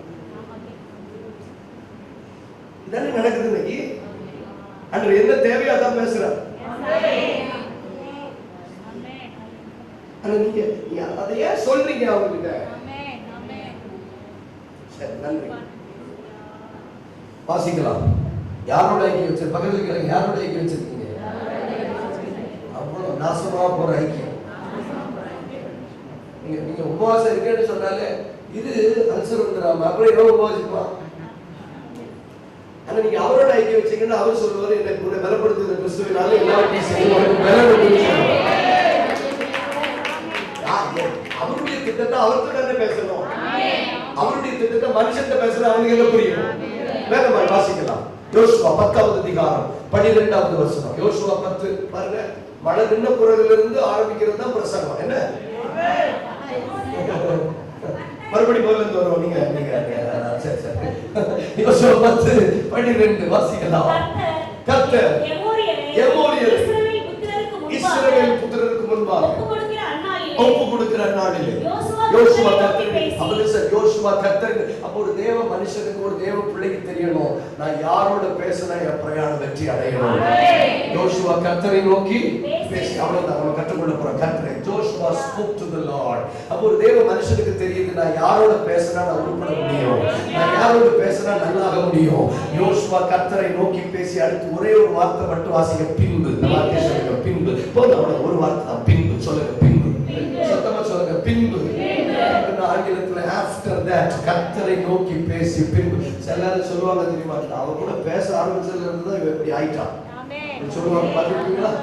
அவங்க கூட சேர ஆரம்பிச்சதுல இருந்து தான் இப்போ ஒரே மேட்சா எல்லாம் செய்யறாங்க. அது ஒரு ஹாபிட். ஒரு ஆள் கூட பழகுறதுக்கு பின்னாடி அந்த மாற்றம் இருக்கு. சும்மா ஒரு வாரம் கல்யாண வீட்டுக்கு சென்னைக்கு போயிட்டு வந்தாலும் இவங்க மாறிடுவாங்க. என்ன சரியா அப்படின்னு கேட்பான். பாத்துருக்கீங்களா? ரொம்ப ஏதோ பூர்வீகமா சென்னையில பிறந்து வளர்ந்த மாதிரி ஆயிடுவாங்க. சத்தியா எல்லாத்தையும் இப்படி பார்த்தா என்னமா அர்த்தம்? அப்ப என்ன சொல்லுவாங்க, இங்க ஒரு வாரம் சென்னை போயிட்டு வந்தா அதுக்கு பின்னாடி அப்படி ஆயிட்டாங்க சொல்லுவாங்க. அப்ப இப்போ எல்லாரும் சொல்றாங்க, யோசுவா இதற்கு பின்பு கர்த்தரை நோக்கி பேசி அதற்கு பின்பு, சத்தமா சொல்லுங்களேன், கர்த்தரோட ஐக்கியம் வைத்திருக்கிற எந்த மனிதனும், எந்த ஊழியமும், எந்த குடும்பமும் அதற்கு பின்பு ஒரு மாற்றத்தை சொல்ற மாதிரி நான் சொல்லி போறேன். கர்த்தரை நோக்கி பேசி பின்பு, கர்த்தரை நோக்கி பேசி பின்பு. யோசுவா கர்த்தரை நோக்கி பேசி பின்பு இஸ்ரவேலின் கண்களுக்கு முன்பாக சூரியனை, கிபியோனையும் சங்கரனை. அப்போ கர்த்தரை நோக்கி பேசின பின்பு ஒரு மனிதனுக்கு கீழே எதுவும் தெரியல, இங்க சைட்ல எதுவும் தெரியல. நான் ஒரு கூட்டத்துல பிரசங்கம் பண்ணிட்டு கீழே இறங்குற ஒரு அம்மா ஓடி வந்து சொன்னாங்க, வந்தாங்க, பிரசங்கம் நல்லா இருக்கும், ஏதோ சொல்ல வராங்கன்னு. சாக்ஸ் கிழிஞ்சிருக்கு சொன்னாங்க. கேட்டது 1.5 மணி நேரம் சாட்சியமா பாத்தீங்க. அப்போ சிலருடைய கண்கள் எல்லாம் எங்க இருக்குன்னா, சிலரெல்லாம் கூட்டத்துக்கு வந்துதான் சில ட்ரெஸ்ஸே செலக்ட் பண்ணுவாங்க. ரெண்டாவது ஒரு அக்கா ஒரு வாடகை வச்சு போட்டனால அந்த சேலை உங்களுக்கு ஞாபகம் இல்லையா அப்படின்னாக்கா அவங்க போய் துணி கடையில போய், ஆமா இப்ப நான் பேசுறது எதுவும் உங்களுக்கு சம்மந்தம் இல்லாத ஒரு விஷயம். அப்ப இவங்க எங்க வந்து என்னத்தை பாக்குறாங்க? துணியை பாக்குறாங்க, மனுஷங்களை பாக்குறாங்க. அந்த யோசுவா கர்த்தரை நோக்கி பேசி அதற்கு பின்பு இஸ்ரவேலுடைய கண்களுக்கு முன்பாக சூரியனை கிபியோன் மேலும் சந்திரனை ஆயமொழி மேலும். நான் கேட்கிறேன் யோசுவாவே, சோலார் சிஸ்டத்தை பார்த்து அதை நிறுத்தணும்னு உனக்கு எப்படி தோணிச்சது? நான் பேசுறது உங்களுக்கு புரியுதா? சூரியன் சந்திரனை நிறுத்தணும்னு உனக்கு எப்படி தோணிச்சுன்னு கேட்டா அவர் சொல்றாரு, என்ன தெரியல, அவர்கிட்ட பேசினா அப்படிதான் தோணுது. அவர்கிட்ட பேசினா இயற்கை தப்பான கர்த்தரோடு ஐக்கியம் வைத்திருக்கிறவர் சாதாரணமாக யோசிக்க முடியாது. கர்த்தரோடு ஐக்கியம் வைத்திருக்கிற மனிதன் வாழ்க்கைக்காக வாழ்வாதாரத்துக்காக வாழ மாட்டான். இயற்கைக்கு அப்பாற்பட்ட காரியங்களை செய்ய முடியுமா? வேதம் சொல்லுகிறது, கிறிஸ்துவுக்குள் மேலான எண்ணங்கள் அவருக்குள்ள வர தொடங்குகிறது. கர்த்தரை நோக்கி கம்மிங் 6 வருஷம் குடிப்பழக்கத்துக்கு அடிமைப்பட்டு கஞ்சா பழக்கத்துக்கு அடிமைப்பட்டவனாக இருந்த மனுஷனோடு ஐக்கியம் வைத்திருக்கிற வரைக்கும் மனிதன் அவன் தரத்துக்கு என்னை தாழ்த்தினான். ஆனால் எப்பொழுது இவனோடு பேச தொடங்கினோமோ அதற்கு நான் சொல்றேன், கர்த்தரோடு பேசுற மனிதன் சாதாரணமாய் வாழ மாட்டான். கர்த்தரோடு ஐக்கியம் வைத்திருக்கிற ஒரு மனுஷன் சாதாரண ஒரு வாழ்க்கையை வாழ்ந்து போட விரும்ப மாட்டான். அவர் இயற்கைக்கு அப்பாற்பட்ட காரியங்களை வாழலாம், இயற்கைக்கு அப்பாற்பட்ட காரியங்களை செய்ய விரும்புவார். கர்த்தரை நோக்கி பேசுகிற ஒரு மனிதனால சாதாரணமாக சிந்திக்க முடியாது, சாதாரணமாக யோசிக்க முடியாது. ஒரு வேகமாக கர்த்தரை நோக்கி கர்த்தரோடு பேசுகிற மனிதனால சாதாரணமாக சிந்திக்க முடியாது. அவரால் சாதாரணமாக ஒரு வாழ்க்கையை அக்செப்ட் பண்ண முடியாது. அவரால் சாதாரணமாக ஆராதிக்க முடியாது. அவரால் ஒரு சாதாரண ஜெபம் பண்ண முடியாது. அவரால் சாதாரணமாக உபவாசம் இருக்க முடியாது. அவர் எது செய்தாலும் அவர் ஒரு தெய்வீகத்தை எதிர்பார்ப்பார், இயற்கையை பார்க்கிற காரியத்தை எதிர்பார்ப்பார். சாதாரணமான விஷயங்களுக்கு சாதாரணமான விஷயங்களை எதிர்கொள்ள முடியாது. அவரால் சாதாரணமான விஷயத்தை அங்கீகரிக்க முடியாது. அவரால் சாதாரணமான காரியத்தை ஏற்றுக்கொண்டு அதை சந்தோஷமாக முடியாது. இயற்கை தப்பாகப்பட்டதில்லை, அவருடைய கவனம் திரும்பும். இன்னைக்கு பதில நான் சொல்றேன், கர்த்தரோடு ஐக்கியம் வச்சு சாதாரணமாய் வாழ பிடிக்காது, சாதாரணமா வாழ பிடிக்காது. இன்னும் வாழிட சாதாரணமா வாழ பிடிக்காது. சாதாரணமா வாழ்கிற வாழ்க்கைக்கு விரும்புகிறது. சாதாரணமா பைபிள் படிச்சுட்டு கூட முடியாது. அது ஒரு தேவசத்தம் கேட்கறோடு சாதாரணமா இருக்காது. 4 பேர் அற்புதம் செய்வதோடு போதும், மனிதோடு உயிரோடு இருப்பதோடு போதும், இடிக்கப்பட்டிருப்பதோடு கட்டளோடு போதும். எல்லாம் சீமாத்த ராமாஷா மரியாதை கர்த்தரை நோக்கி பேசும். சூரியனை கிரியோடு சந்திரனை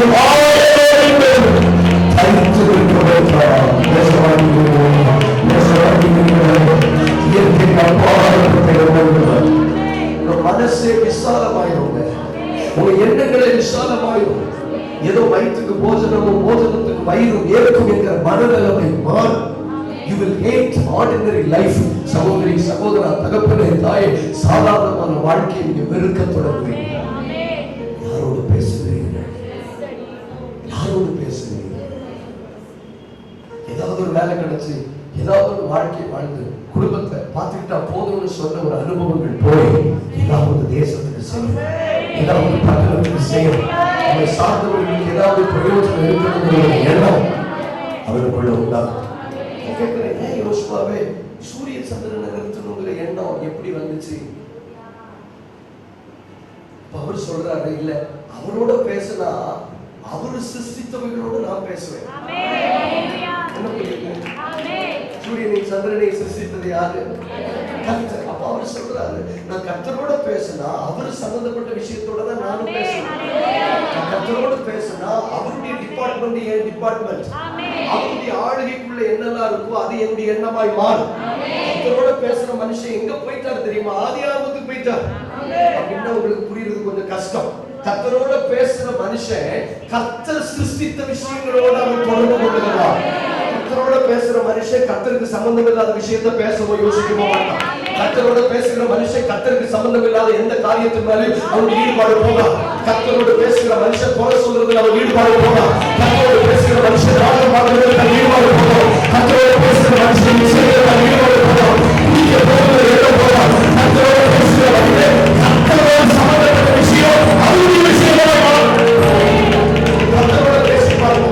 ஆத்மாதாயத்திற்கு எண்ணமாய் மாறும், சுவிசேஷம் அறிவிக்கிறவங்க எண்ணமாய் மாறும், பரிசுத்தவான்களுக்கு விருப்பமாய் மாறும், மனத்தன்மையாய் வாழ்வதற்கு விருப்பமாய் மாறும். ஏன்னா அவரோட பேசுகிற மனிதன் அவரோடு சம்பந்தப்பட்ட விஷயங்களோடு ஆரம்பிக்கிறார். கடந்து ஏன் தேவையில்லாத இடங்களை நோக்கி ஓடுகிறோம்னா, நீங்க யாரோடு பேசுகிறீர்களோ அவர்கள் சம்பந்தப்பட்ட விஷயங்களில் நீங்கள் ஐக்கியமாக இருக்கிறீர்கள். அவர் கர்த்தரோடு பேசுகிறீர்கள், அவர் கர்த்தரோடு பேசுகிறீர்கள், கர்த்தரோடு சம்பந்தப்பட்ட விஷயங்கள் அவருக்கு வெளிப்பட தொடங்குகிறது. கர்த்தருமே பிரியமாயிருக்கிறார். கர்த்தரோடு தொடர்புள்ள விஷயங்களோடு அவர் பேசுகிறவர் சாதாரணமாக வரமாட்டார். உற்சாகமா இருக்கிறீங்களா? 33:3 வாசிக்க வேண்டாம். என்னை நோக்கி கூப்பிடு, நீ அறியாதது வேண்டாததுமான பெரிய காரியங்கள் அவரோடு அவரை கூப்பிட்டாலே அறியாதது வேண்டாதது பெரிய காரியம். மனுஷன் போனீங்கன்னா தெரிஞ்சதை செய்து சொல்லுவோம், அறிஞ்சதை செய்து சொல்லுவோம். மனுஷன் போனீங்கன்னா எற்ற விஷயத்தை செய்ய சொல்லுவோம். கூட்டம் முடிய போதேம்மா, வெல்கம், சரி, எற்ற விஷயத்தை செய்ய சொல்லுவோம். மனுஷன்கிட்ட பேசுனீங்கன்னா சின்ன காரியத்தை செய்ய சொல்லியம்மா, மற்றவங்க கவனிங்கம்மா, கூட்டம் முடிஞ்சு பாருங்க. ஆனா தேவன்கிட்ட பேசுனீங்கன்னா அறியாததும்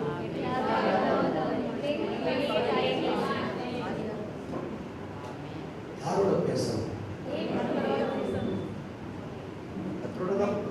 பேசணும். பேசணுமா? பேசாததுடைய விளைவு தானே இவ்வளவு. அது என்னவோ தெரியல, அவரோட பேசுற அந்த மனநிலையை மாறுது. ஒரு 10 நிமிஷம் அவர்கிட்ட நீங்க பேசி பாருங்களேன், ஒரு மைண்ட் செட் will change. சாதிக்கிற எண்ணம் போகும், சாதிக்கிற எண்ணம் பேச ஆசைப்படும். இயற்கைக்கு அப்பாற்பட்ட காரியங்கள் நடக்கிறது. உலகத்திலேயே மிகப்பெரிய விண்வெளி மையம் நாசா. அன்னைக்கு கொஞ்சம் கவனிங்க, நாசா, நாஸ்தா இல்லை, நாசா. இந்த நாசாவில் உலகம் உண்டானது முதல் இன்ன வரைக்கும் இருக்கிற கணக்கெடுப்பின்படி ஒரே ஒரு நாள் மட்டும் சூரியனும் சந்திரனும் சுத்தலையா நின்றுதான். இன்னைக்கு கூகுள் உங்ககிட்ட பேசுறதுக்கே எனக்கு வரமாட்டேன். என் விசுவாசத்தை உடைக்க வருகிறா இல்ல கட்ட வருகிறா? கட்ட வந்தேடா, தெரியல சுத்தியில போட்டு வாங்கி வாங்கி உலகம் உண்டான முதல் கொண்டு ஒரே ஒரு நாள் பூமி வந்து சுத்தலையா. அது ஏன்னு கண்டுபிடிக்காமலே இருந்தாங்க. அப்ப அங்க ஒரு கிறிஸ்தவர் இருந்து அவர் சொன்னாரா, எங்க ஆள் ஒரு ஆள் ஜெபம் பண்ணி நிறுத்தினார். சந்தோஷம். சாலமன் பார்ப்பேன் பட்டிமண்டபத்தில் ஏதாவது ஒரு வார்த்தை சொன்னா, யோசுவா நிறுத்தினான்னு சொன்னா நிறுத்தினா நமக்கு என்ன? நீங்க போக மாட்டீங்கம்மா, நான் வந்து பாருங்க, அதனால நான் போறேன். எதுக்கு சொல்றோன்னு கூட உங்களுக்கு விளங்கல பார்த்தீங்களா? என்ன செய்ய, அது ஒரு உலக விஷயத்துக்கு நம்ம மேன்மை பாராட்டுறோங்க. ஆனா ஒரு தேவ மனுஷன் வந்து உலகத்திலேயே ஒரு நாள் பூமியை நிறுத்தி இருக்கிறான். அந்த ஆட்டிடியூட் எங்க இருந்து வந்துச்சு? அவங்க அப்பா நூன் கிட்ட இருந்து வந்துச்சா? அது வேற பிளட்டுங்க, வேற பிளட். சும்மா பேசுங்க. ஒரு பாரம்பரிய கிறிஸ்தவ குடும்பத்துல பிறந்துட்டு ஊழியன்னா என்னன்னு தெரியாத ஒரு வாசலையில பிறந்தவன் கர்த்தரோடு பேச தொடங்கின போது என் மனம் மாறிச்சு. ஒரு ஸ்தாபனத்திலே இல்லை, ஒரு ஸ்தாபனத்தில் இல்லை. We are building our 5th mission church. நம்முடைய 5வது மிஷன் சபையை நாங்கள் கட்டி கொண்டிருக்கிறோம். கிறிஸ்தவ செய்கிறோம். எத்தனையோ வாழ்க்கை கட்டப்படுகிறது. இதற்கான டொனேஷன் வாங்க வரல, கர்த்தரோட பேசுகிற மனிதன் இயற்கைக்கு அப்பாற்பட்டதை யோசிப்பார். கொஞ்சம் தகப்பன்மார் கொஞ்சம் கை உயர்த்துங்களை. இயற்கைக்கு அப்பாற்பட்டதை செய்வார், இயற்கைக்கு அப்பாற்பட்டதை செய்வார். கொஞ்சம் கைகளை உயர்த்துங்க. இயற்கைக்கு அப்பாற்பட்டதை யோசிப்பார். கொஞ்சம் பேசுகிறேன், நான் முடிச்சுடுறேன். அளவுகளுக்கு உற்சாகத்துக்காக கொஞ்சம் வாய்களை தரங்க, கொஞ்சம் வாய்களை தரங்க. நீங்க கர்த்தரோடு பேசி பாருங்கள். இன்னைக்கு ஒரு தீர்மானம் எடுக்க போறோம். நான் ஆண்டவரோடு அதிக ஐக்கியப்படலாம். எப்படி ஐக்கியப்படலாம்? வசனம் வாசிக்கிறது மூலம் ஐக்கியப்படலாம், செபிக்கிறது மூலம் ஐக்கியப்படலாம், ஆவிக்குரிய புஸ்தகத்தை படிக்கிறது மூலம் ஐக்கியப்படலாம். ஆனா ஒவ்வொரு சொல்ற கர்த்தரோடு ஐக்கியப்படுகிற மனுஷன் அதற்கு பின்பு சாதாரணமாக வாழ முடியாது, சாதாரணமாக வாழ முடியாது, சாதாரண ஆசீர்வதித்து அனுப்பி போகலாம். எத்தனை பேருக்கு ஒரு தெளிவு கிடைக்குது? ஆமாங்க, நான் மனுஷனோடு அதிகம் பேசிட்டேன், போனோடு அதிகம் பழகிட்டேன், டிவியோடு அதிகம் பழகிட்டேன், உலகத்தோடு அதிகம் பழகிட்டேன். கர்த்தரோடு ஐக்கிய வைத்திருந்தோம். இயற்கைக்கு அப்பாற்பட்டவங்க யோசிச்சிருக்கிறேன், இயற்கைக்கு அப்பாற்பட்டதை சிந்திச்சிருக்கிறேன், இயற்கைக்கு அப்பாற்பட்டதை யோசிச்சிருக்கிறேன். கொஞ்சம் பேசுங்கம்மா, ஜெபிக்க பழகிறேன். கருத்தா சோப்படுது. ஒரு வார்த்தையில ஜீவனே இல்லையே, சிலருடைய வார்த்தையில ஜீவனே இல்லையே, தலையில விழுத ஒரு வார்த்தை. தாவீது சொல்றது, என் சொல்ல நடிக்க திருமணம் மாதிரி அந்த ஜபத்துல வல்லமை இல்லையுமா, இந்த ஜபத்துல எஃபெக்ட் இல்லையா? சிஸ்டர் சிஸ்டர் சிஸ்டர் ஏமாத்தாதீங்க. உங்களை நீங்கள் ஏமாத்தாதீங்க. இப்படி நேரம் செலவழிச்சு தேவ சமூகத்தில் வந்து ஒரு வைராக்கியம் வேண்டாமா? சொல்லுது, அந்த நாளை ஒத்த நாள் அதற்கு முன்னும் இல்லையா, அதுக்கு பின்னாடியும் இல்லையா. அப்படிதான் எல்லாருக்கும் தெரியுமா? அன்னைக்கு கவனிங்க, கர்த்தரோட பேசுற மனுஷன், கர்த்தரோட ஐக்கியம் வைத்திருக்கிறவன் யாரும் செய்ததை செய்ய மாட்டான், யாரும் செய்யாததை செய்வார். அந்த நாளை ஒத்த நாள் அதுக்கு முன்னாடி இல்லை, அதுக்கு முன்னாடி இல்லை, இதுக்கு முன்னாடி யாரும் இதை செய்ததாக சரித்திரமே இல்லை. நான் சொல்லுகிறேன், கர்த்தரோட ஐக்கியம் வைத்திருக்கிற மனிதன் அவர் செய்கிறது அத்தனை புதிதாக இருக்கு. அவன் யாரும் செய்யாத. கொஞ்சம் நேரம் நீங்க கை கட்டாமல்களை, கை கட்டாமல்களை உங்க கை கட்ட வேண்டாம். எனக்கு கொஞ்சம் வாயை திறந்து நீங்க ஜெபம் பண்ணுங்க.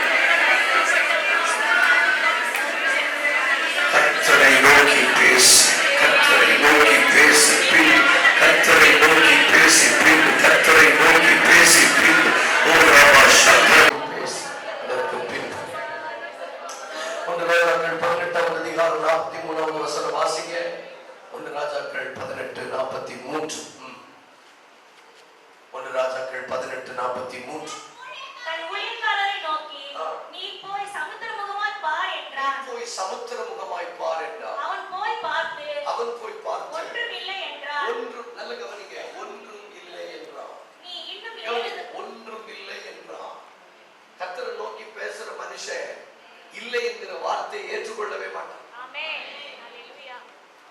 கர்த்தரை நோக்கி பேசுகிற ஒரு மனிதன் இல்லை என்கிற வார்த்தையை அவன் விரும்பவே மாட்டான்.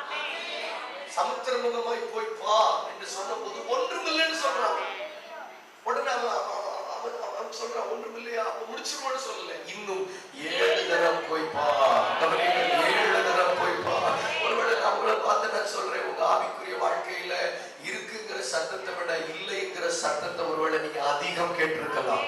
டக்கு டக்குன்னு வரணுமே. இருக்குங்கிற சத்தத்தை விட உன் வாழ்க்கையில இயேசு இல்லை, உன் ஆராதனையில இயேசு இல்லை, உன் ஜெபத்துல இயேசு இல்லை, உன் பிரயாசத்துல நன்மை இல்லை, நீ பட்ட பாடுகளுக்கு பிரதிபலம் இல்லை, இல்லை என்கிற சத்தத்தை ஒருவேளை அதிகம் கேட்கிற நபர்களாக நீங்கள் இருக்கலாம். ஆனால் கர்த்தரோடு பேசுகிற மனுஷன் இல்லைங்கிற சத்தத்துல திருப்தி அடைய மாட்டாரா? அவன் இருக்குன்னு சொல்ற வரைக்கும் அவன் ஜெபத்தை விட மாட்டான். எத்தனை பேருக்கு நான் சொல்றது புரியுது? ஒரு மனிதன் வந்து சொல்றான், ஒரு உள்ளங்கை மேகத்தை நான் பார்த்தேன். இப்ப நான் உங்களுக்கு சொல்லணும்னா, இல்லைன்னு சொல்றத வாயால இருக்குன்னு கர்த்தர் சொல்ல வைக்க போகிறான். எந்த மனிதன் உங்களோட கர்த்தர் இல்லைன்னு சொல்றாரோ அதே மனிதன் இருக்குன்னு சொல்லக்கூடிய அளவு கர்த்தரோடு பேசுகிற மனிதன்.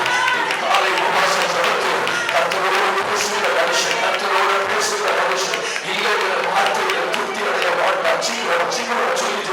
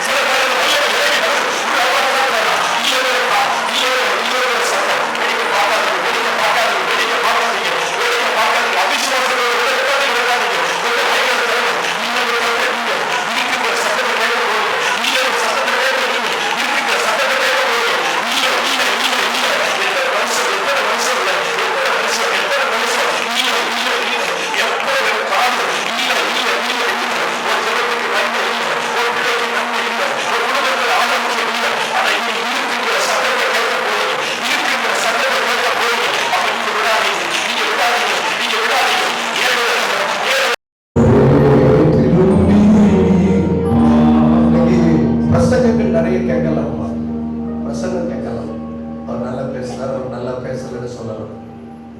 வாழ்க்கை பாடம்ங்கிறது ரொம்ப ரேர். இது கற்றுக்கொள்ளலன்னா ஜெயிக்க முடியாது. கர்த்தரோட ஐக்கியம் இல்லாத ஒரு மனுஷனா இருந்திருந்தா இந்த இல்லைங்கிற சத்தத்துக்கு என்னைக்கோ சோர்ந்து போயிருப்பான். ரெண்டு சொல்லி நம்ம முடிப்போம். கர்த்தரோட பேசும்போது ஒண்ணு, இயற்கைக்கு அப்பாற்பட்ட எண்ணங்கள் வருகிறது. அவன் யாரும் செய்யாததை அவன் செய்வான், சரித்திரம் படைப்பான். 2 சாமுவேல் 13ஆம் அதிகாரம் 3-4 வசனங்கள் சீக்கிரமா வாசிக்க, நம்ம ஜெபிப்போம். 2 சாமுவேல் 13:3-4 வசனங்கள். அம்மோனுக்கு தாவீதுடைய தமையன் சிமியாவின் குமாரனாகிய யோனதாப் என்னும் பேருள்ள ஒரு சிநேகிதன் இருந்தான். அந்த யோனதாப் மகா தந்திரவாதி.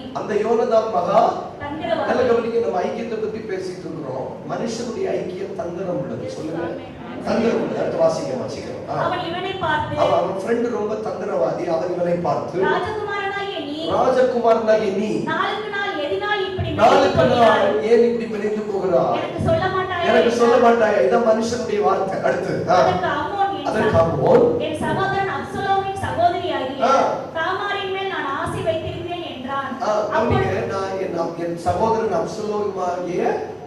அப்சலோமின் சகோதரியாகிய நான் ஆசையா இருக்கிறேன். வார்த்தை கவனிச்சீங்களா?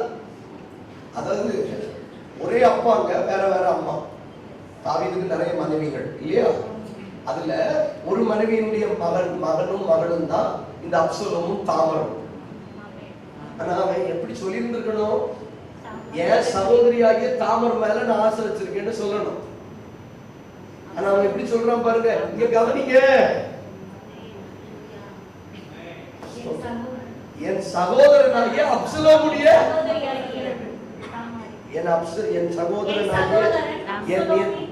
என் சகோதரனாகிய அப்சலோமின் சகோதரியாகிய தாமர்னு சொல்றான். யாரும் டைரக்டா ஓ சகோதரின்னு சொல்ல முடியாது இல்ல. என் ஓ சகோதரின்னு சொன்னா உன்னால தப்பா பார்க்க முடியாது இல்ல. அதனாலதான் ஆபிரகாம் சாராய்ட்டு கேட்டாரு, எனக்கு ஒரு நன்மை செய்யணும், நான் உயிர் பிழைக்க பிடிக்கும், எனக்கு நன்மை உண்டாக்க பிடிக்கும், என்ன ஓ சகோதரின்னு சொல்லுன்னு. நான் அடிக்கடி யோசிச்சிருக்கேன், சகோதரின்னு சொல்றதுல என்ன ரகசியம் இருக்குன்னா பெரிய ரகசியம் இருக்கு. நீங்க யாரையாவது ஒரு ஆளை அண்ணே அக்கான்னு கூட்டிட்டீங்கன்னா அது உறவே பரிசுத்தமாயிடும்.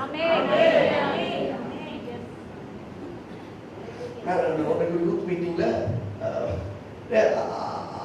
அந்த பிள்ளைகிட்ட அவனை கூப்பிடுன்னு சொல்றேன். அவன் பேர் என்னன்னு எதோ பேசும்போது அவங்கன்னு சொல்றான். அப்ப நான் கேட்டேன், அவங்கன்னு சொல்றியம்மா, ஃபியூச்சர்ல ஏதாவது பிளான் இருக்கா? புரியல. சிலர் புரியல. சிலர் அண்ணனை கூப்பிட மாட்டாங்க, அக்கான்னு கூப்பிட மாட்டாங்க, சிஸ்டர்னு கூப்பிட மாட்டாங்க, பிரதர்னு கூப்பிட மாட்டாங்க, பேர் சொல்லி கூப்பிடுவாங்க. அப்ப நான் அவங்கள பத்தி என்ன நினைக்கிறேன்னா, எங்களுக்கு ஏதோ எதிர்கால பிளான் புரியல. உங்களுக்கு புரியாதுன்னு சொன்னாங்க. சகோதரனை கூப்பிட்டுட்டா உறவு பரிசுத்தமாயிருக்கும் இல்லையா?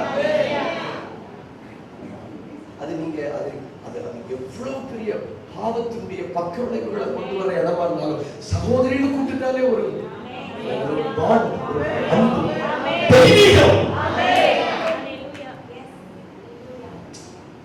அதனால்தான் லாபான் சொன்ன, என் சகோதரியை நீ கோடா கொடியவன்.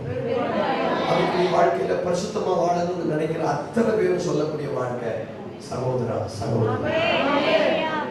நீ பழகும் போதே நீங்க அண்ணனை கூப்பிட்டுட்டீங்கன்னா வேற எண்ணமே வராது. அண்ணனுக்கு வேற என்ன வரப்போகுது?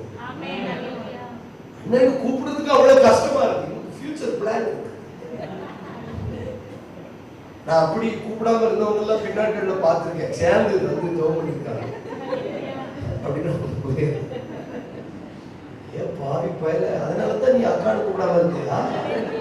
அதனாலதான் நீ தங்கச்சின்னு கூப்பிடாம இருந்தியா? சிஸ்டர்னு கூப்பிடாம? முகமே நல்லா இல்லை. அப்ப இவன் என்ன சொல்லிருக்கணும்? ஐயா, என் சகோதரின்னு என் சகோதரி மேல என் சகோதரின்னு சொன்னாலே ஆசை வச்சிருக்கேன்னு சொல்லுவேன். வெக்கம் கட்டவனே, அவனை சொன்னேன். சகோதரின்னு சொன்னா அப்படி ஆசை வைப்பியா நீ? அப்போ நீ என்ன சொல்ற?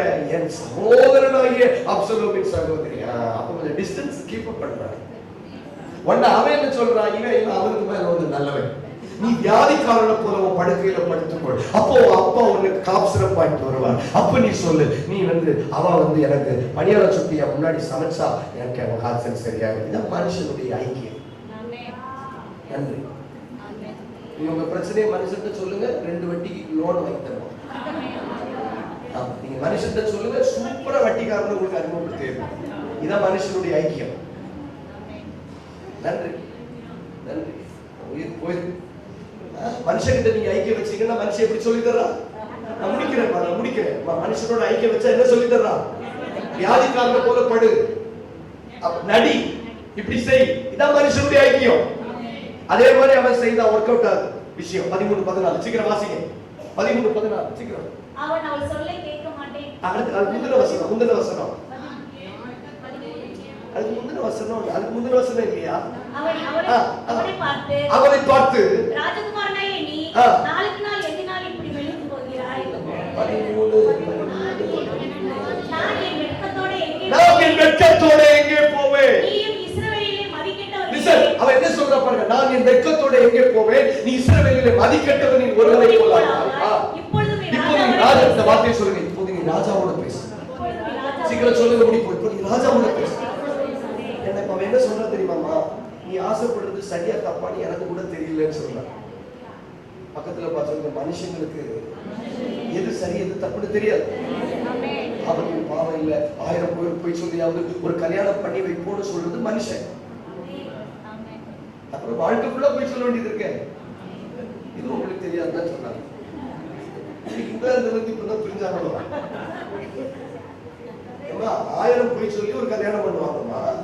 அதுக்கு பிறகு 1 லட்சம் போய் சொல்லணுமே. ஐயோ, ஒரு போய் சொல்லி கல்யாணம் பண்றீங்க. என் பையன் பேங்க்ல மேனேஜரா இருக்காங்க. அதுக்கு பிறகு மேனேஜர்னு கல்யாணம் பண்ண போய் சொல்லிட்டு தானே இருக்கணும். அப்போ மனுஷங்களுக்கு எது சரி எது தப்புன்னு தெரியாது. அதாவது சொல்றா, நீ என் மேல ஆசை வச்சிருக்கல, அது சரியா தப்பான்னு எனக்கு சொல்ல தெரியல. ஆனா நீ ராஜாவோட பேசுன்னு சொல்ற. எங்க வீட்டுல ஸ்கூல் படிக்கும் போது எங்க அம்மா கிட்ட போய் கிரிக்கெட் விளையாட போட்டுமான்னு நாங்க கேட்டா, எங்க அம்மா எங்களை தடுக்க முடியாது. ஏன்னா நம்மகிட்ட ஏமாறுறதே அந்த அம்மா மாதிரி தானே, அதனால அவங்க தடுக்க முடியாது. ஆனா எங்க அம்மா அழகா சொல்லுவாங்க, போயிட்டு வாங்க, ஆனா டேடிட்ட கேட்டுட்டு போங்கன்னு சொல்லுவாங்க. உங்களுக்கு சடான்னு புரிஞ்சுட்டாதான் அப்பாட்ட கேட்டுட்டு போங்க. அப்ப நான் என் தம்பிட்டு சொல்லுவேன், அவர்கிட்ட கேட்கறதுக்கு நம்ம கிரிக்கெட் விளையாட போற திட்டத்தையே கைவிட்டுருவோமே. இன்னும் புரியல அப்படின்னு என்ன அர்த்தம்னா, அவர்கிட்ட போய் கிரிக்கெட் விளையாட போட்டுமான்னு கேட்டா அவர் கணக்கு எத்தனை மார்க்குன்னு கேட்பாங்க. அவங்கிட்ட அவன் கேட்காம இருக்கிறது. இப்ப ஏன் அவனை ராஜா கிட்ட பேசணும்னா இந்த போய் ராஜா கிட்ட நீ பேச முடியுமா? என் தங்கச்சி நான் லவ் பண்றேன்னு அப்ப சொல்றோம். அதுக்குதான் பேச சொல்றான். அப்ப ஏன் நீங்க கர்த்தரோட ஐக்கியம் வைக்கணும்னு சொல்றோம்னா, வெக்கங்கிட்ட விஷயத்த போய் பேச முடியாது. என் மாமியாருக்கு நான் விஷம் வைக்கட்டுமான்னு கேட்க முடியாது. என் மாமியாருக்கு நான் சோறு போடாம இருக்கட்டுமான்னு கேட்க முடியாது. இல்ல அந்த சோறை கொஞ்சம் சூடாக்கி தாடு கேட்ட மாமியாருக்கு பழைய சோறை கொடுக்க முடியாது. இல்ல அவங்க பேசினா, உங்க வீட்டுல இருந்து வந்த புது பெட்ஷீட், உங்க கணவர் வீட்டுல இருந்து வந்த அந்த பழைய பெட்ஷீட்டை போட முடியாது. இல்ல கர்த்தரோட பேசுற மனுஷனுக்கு இதெல்லாம் செய்ய முடியாது. இல்ல அதனால அவன் இன்ட்ரோடியூஸ் பண்றான், எனக்கு ஒருவரை தெரியும், நீ அவர்கிட்ட பேசு. நீ அவர்கிட்ட பேசுனா நீ நல்ல முடிவுகள் எடுக்க முடியும். சீக்கிரம் முடிக்கணும். நல்ல முடிவுகள் எடுக்க முடியும். You can take right decisions. அந்த கர்த்தரோட பழகாத எந்த மனுஷனுக்கும் தன் கண்ணீரோட சொல்றேன், எது வெற்றி எது தோல்வின்னு தெரியாது. ஒரு விஷயம் சொல்லட்டுமா, எது வெற்றி எது தோல்வின்னு தெரியாது. எது சரி எது தப்புன்னு தெரியாது. எது சாதனை எது சோதனைன்னு தெரியாது. 3 வார்த்தை சொல்றேன், மறுபடியும் சொல்லுங்க. எது வெற்றி எது தோல்வின்னு தெரியாது. எது சாதனை எது சோதனைன்னு தெரியாது. எது சரி எது தப்புன்னு தெரியாது. மறுபடியும் சொல்றேன், கர்த்தரோட ஐக்கியமா இருக்கும்போது மட்டும்தான் எது தோல்வி எது வெற்றின்னு தெரியும்.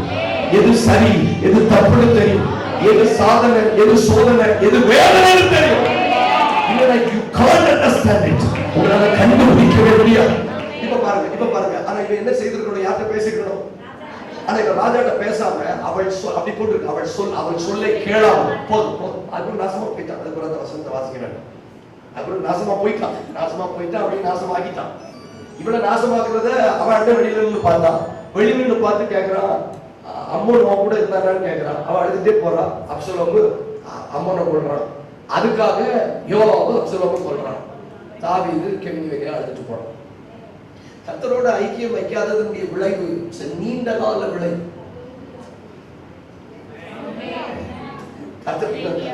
கர்த்தரோட பேசிட்டான்னா எனக்கு இந்த மாதிரி தங்கச்சி மேல என்னமா தங்கச்சி பொண்ணு பார்க்கணுமான்னு அவரை கேட்டிருப்பாங்க. ஆனா இங்க யாரோட பேசல. ஆனா இப்ப அம்மோ தான் நினைச்சது நடந்துச்சு. ஆமா தானே? கொஞ்சம் கவனிக்கிறீங்களா? அம்மோ தான் நினைச்சது நடந்துச்சு. இப்போ நான் சொல்றேன், வாலிபத்துல எப்படி சொல்றது, நாம நினைச்சது நடந்துட்டா வெற்றின்னு நினைக்கிறோம். ஆனா பைபிள் சொல்லுது, உன் வெற்றி தேவன் பார்வையில தோல்வியாக பார்க்கப்பட முடியும். ஒரு வாலிப கூட்டத்துக்கு போயிருந்த போது ஒரு தங்கச்சி வந்து அழுறா. ஒரு கூட்டம் வந்து கவுன்சிலிங் கொடுக்க சொல்றாங்க. செத்து போற கையெல்லாம் கொஞ்சம் வெட்டி இருக்கிறான், கொஞ்சம் வெண்டைக்காய் வெட்டின மாதிரி வெட்டி இருக்கான். வெட்டின என்னமா பிரச்சனை அப்படின்னு கேட்டா, இன்னொருத்தன் ஏமாத்திட்டான், லவ் ஃபெயிலியர். நான் சொன்னேன், லவ் சக்சஸ் ஆயிருக்கு.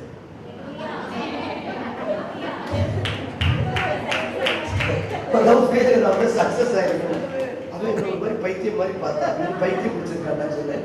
நீ சக்சஸ் ஆயிருந்தா தோத்துருப்பே தவிர நீ ஃபெயில் ஆனது உண்மையிலே நீ ஜெயிச்சிருக்க. அப்ப அதனுடைய அர்த்தம் என்ன? இப்ப அம்மோ தாமரை அடைஞ்சிட்டாங்க, அவன் விருப்பத்தை அடைஞ்சிட்டான், அவன் இலக்கை அடைஞ்சிட்டான். ஆனா பரலோகத்தின் பார்வையில வெற்றியா தோல்வியா தோல்வி. ஆனா அவன் பார்வையில ஆமா, இந்த ஸ்கூல் படிக்கும் போது, காலேஜ் படிக்கும் போது, இது இந்த காலகட்டங்கள், திருமண காலகட்டங்கள், தொழில் செய்யற காலகட்டங்கள்ல நமக்கு தோல்வியா ஜெயமா இருக்கிற விஷயங்கள் எல்லாம் தேவனுக்கு தோல்வியாய் பார்க்கப்படும். கொஞ்சம் பேசுங்களேன். அப்போ கண்ணீரோட நான் சொல்லி முடிக்கிறேன், கர்த்தரோட ஐக்கியம் வச்சிருந்தா மட்டும்தான் நான் ஜெயிச்சேன்னா தோத்தேன். கை உயர்த்துங்களேன். நான் ஜெயிச்சேன்னா தோத்தேன் இல்லைன்னா நான் வெற்றி அடைவேன், அவன் தோல்வி.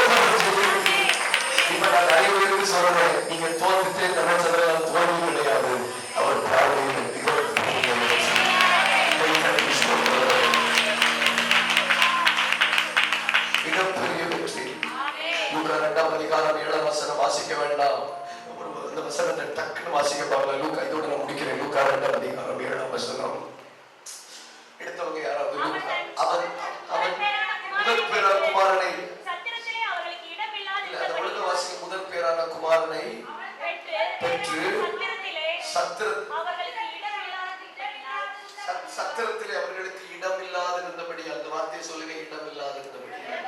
வார்த்தையை சொல்லுங்க, நான் முடிச்சிடறேன். இடம் இல்லாதிருந்தபடி அப்படின்னா என்ன? உள்ள வாங்க ப்ளீஸ். நல்லா இல்லை, வெளியில வாங்க ப்ளீஸ். கொஞ்சம் உள்ள வந்துருங்களேன் ப்ளீஸ். இடம் இல்லாதிருந்தபடியா வெளியில் பார்க்காதீங்க ப்ளீஸ். மற்றவங்க ப்ளீஸ் உள்ள வர முடியும்னா உள்ள வாங்க. இடம் இல்லாதிருந்தபடியா. இப்ப நான் கேட்கிறேன், இங்க பாருங்க, இயேசுவை வயிற்றுல சுமக்கிறான். நம்ம தானே? இந்த அம்மாவுக்கு இடம் இல்லை அப்படின்னு ஒரு நியூஸ் வரும்போது இவளுக்கு என்ன தோணி இருக்கணும்? நானே சொல்லியிருக்கேன் உங்ககிட்ட, வேண்டாம், இடம் இல்லாத இயேசுவை சுமக்கிறவளுக்கு இடம் இல்லையா அப்படி தோணி இருப்பா? தோணாதா? அப்ப எதுக்கு சார் இந்த கடவுளை நம்ம ஆராதிக்கணும்னு தோணி இருப்பா? தோணி இருக்காதா? வயிற்றுல இயேசு வச்சிருக்கா, அந்த அம்மாவுக்கு இடம் இல்லை. உலகத்தின் பாவத்தை சுமந்து தீர்க்கிற தேவாட்டு குட்டியை வயிற்றுல வச்சிருக்கிறாமா? அவளுக்கு இடம் இல்லை. சர்வவல்ல உள்ள தேவனை பெற்ற தாய்க்கு இடம் இல்லையா? அப்ப உண்மையிலேயே வேலூர் மொழிபெயர்ப்புல எழுதியிருந்தா எப்படி எழுதியிருக்கும்னா, அவர்களுக்கு சத்திரத்தில் இடமில்லாதது போடப்படினா அவர்கள் மறுபடியும் குடிக்க சென்றார்கள். அவர்கள் கவனிங்க, அவர்களுக்கு சத்திரத்தில் இடமில்லாதிருந்தபடியால் அவர்கள் மறுபடியும் பழைய பாவத்திற்கு திரும்பி போனார்கள். தங்கள் விட்டு வந்த தெய்வத்திற்கு திரும்பி போனார்கள், தங்கள் விட்டு வந்த எழுத்துக்கு திரும்பி போனார்கள். ஆனா பைபிள்ல போட்டிருக்க, அவர்கள் சத்திரத்தில் இடமில்லாதிருந்தபடியால் அவர்கள் பிள்ளை துணிகளில் சுற்றி முன்னணி அப்படின்னா என்ன அர்த்தம்னா, தேவனோட பழகிறவங்களுக்கு தான் தெரியும். அந்த முடிக்கல தேவனோட பழகிறவங்களுக்கு மட்டும்தான் தெரியும்.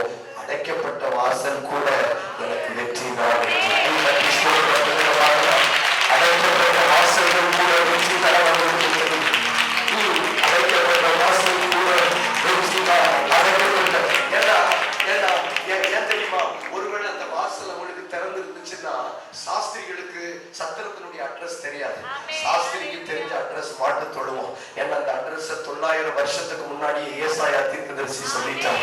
அதனால உங்களுக்கு வர வேண்டிய நன்மை எங்க வரணுமோ அங்க நீங்க வரணும்னா சில வாசல்கள் அடைக்கப்படும். ஒருவேளை நான் கண்டிப்பா சொல்றேன்,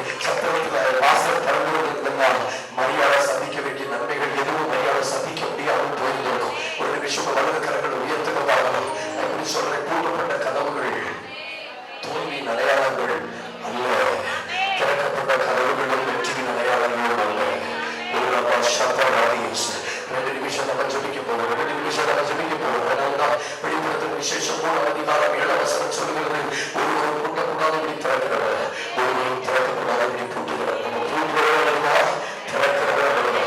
கையை உயர்த்தி எல்லாரும் ஜெபிக்க போகிறோம், ஜெபிக்க போகிறோம். நான் எதிரெல்லாம் தோற்றென்று நினைக்கிறேனோ சில நேரம் வெற்றியாக கூட இருக்கலாம். அடைக்கப்பட்ட கதவுகள் தோல்வி நினைக்காதீங்க சிஸ்டர்.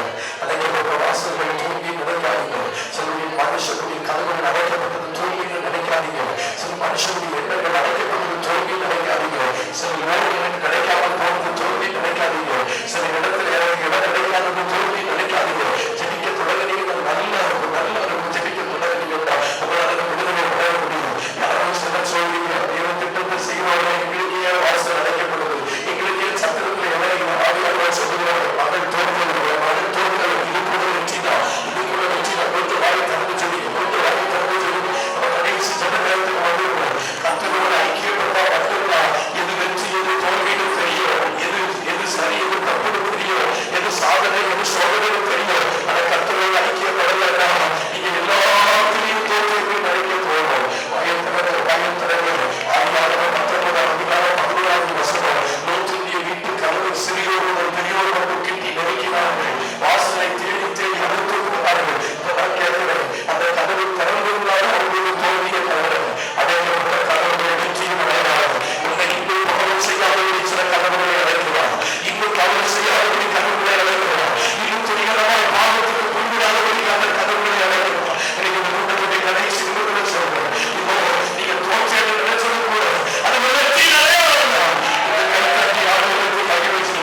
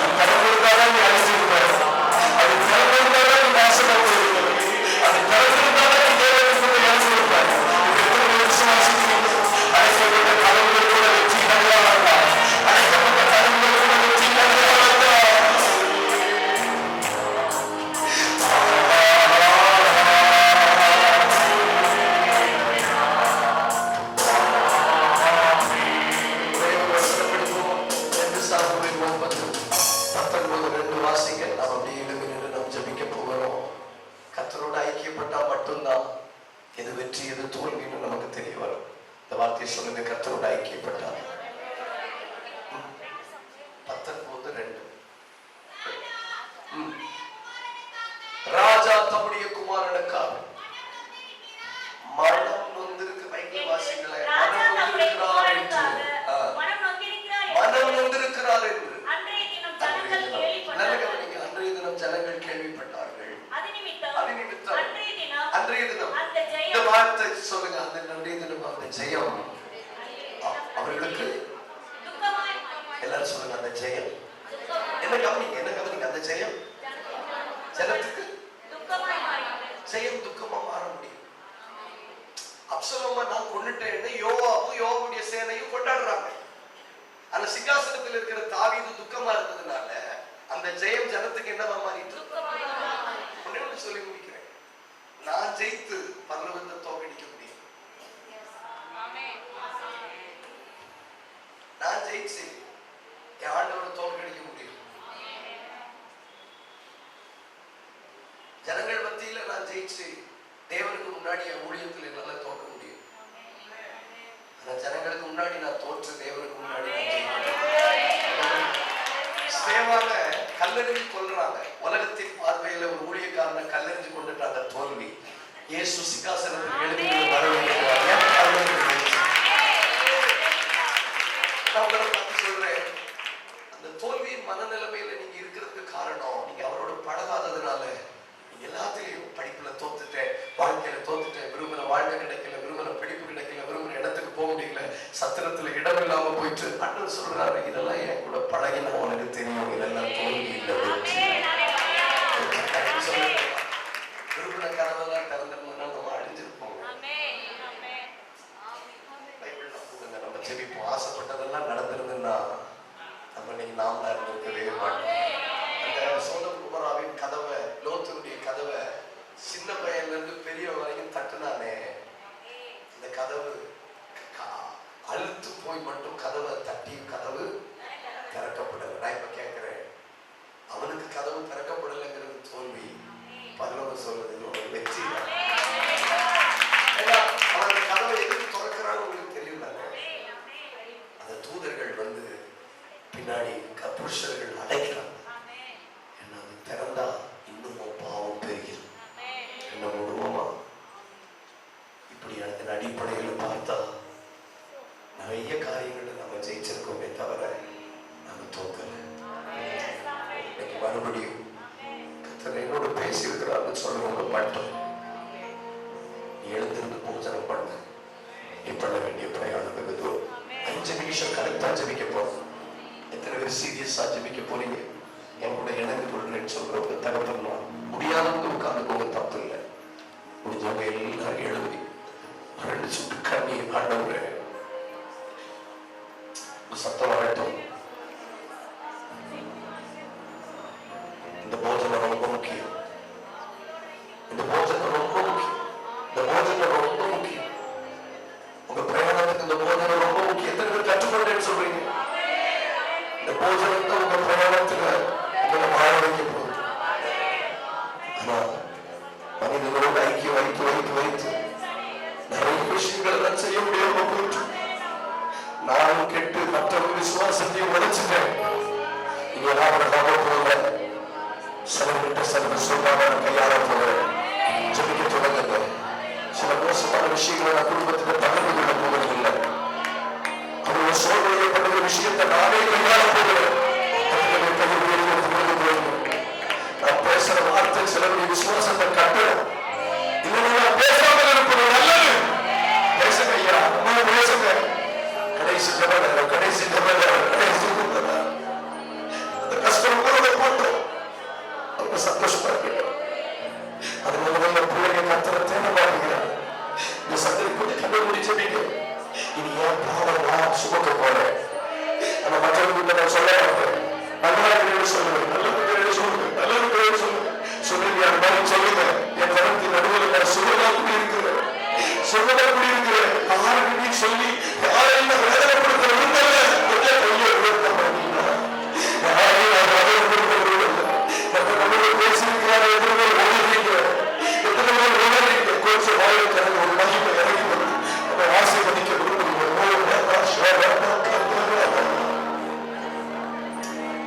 இப்படி சொல்லாமலேயே நான் சில விஷயங்களை ஜெயித்து சிலருடைய விசுவாசத்தை கட்ட போகிறேன்.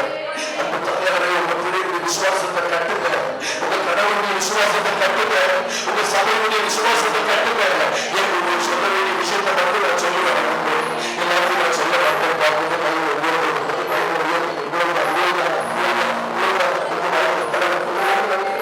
கடைசி 2 நிமிஷம் நம்ம ஜெபிச்சு முடிக்க போறோம். தெய்வ மகிமை சிலர்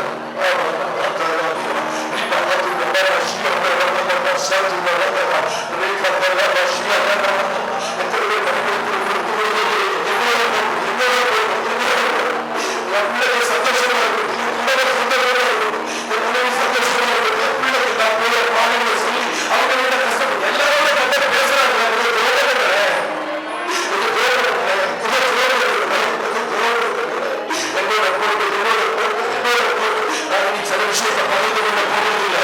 நானும் கர்த்தர், நானும் தேவன், நானும் தேவன்.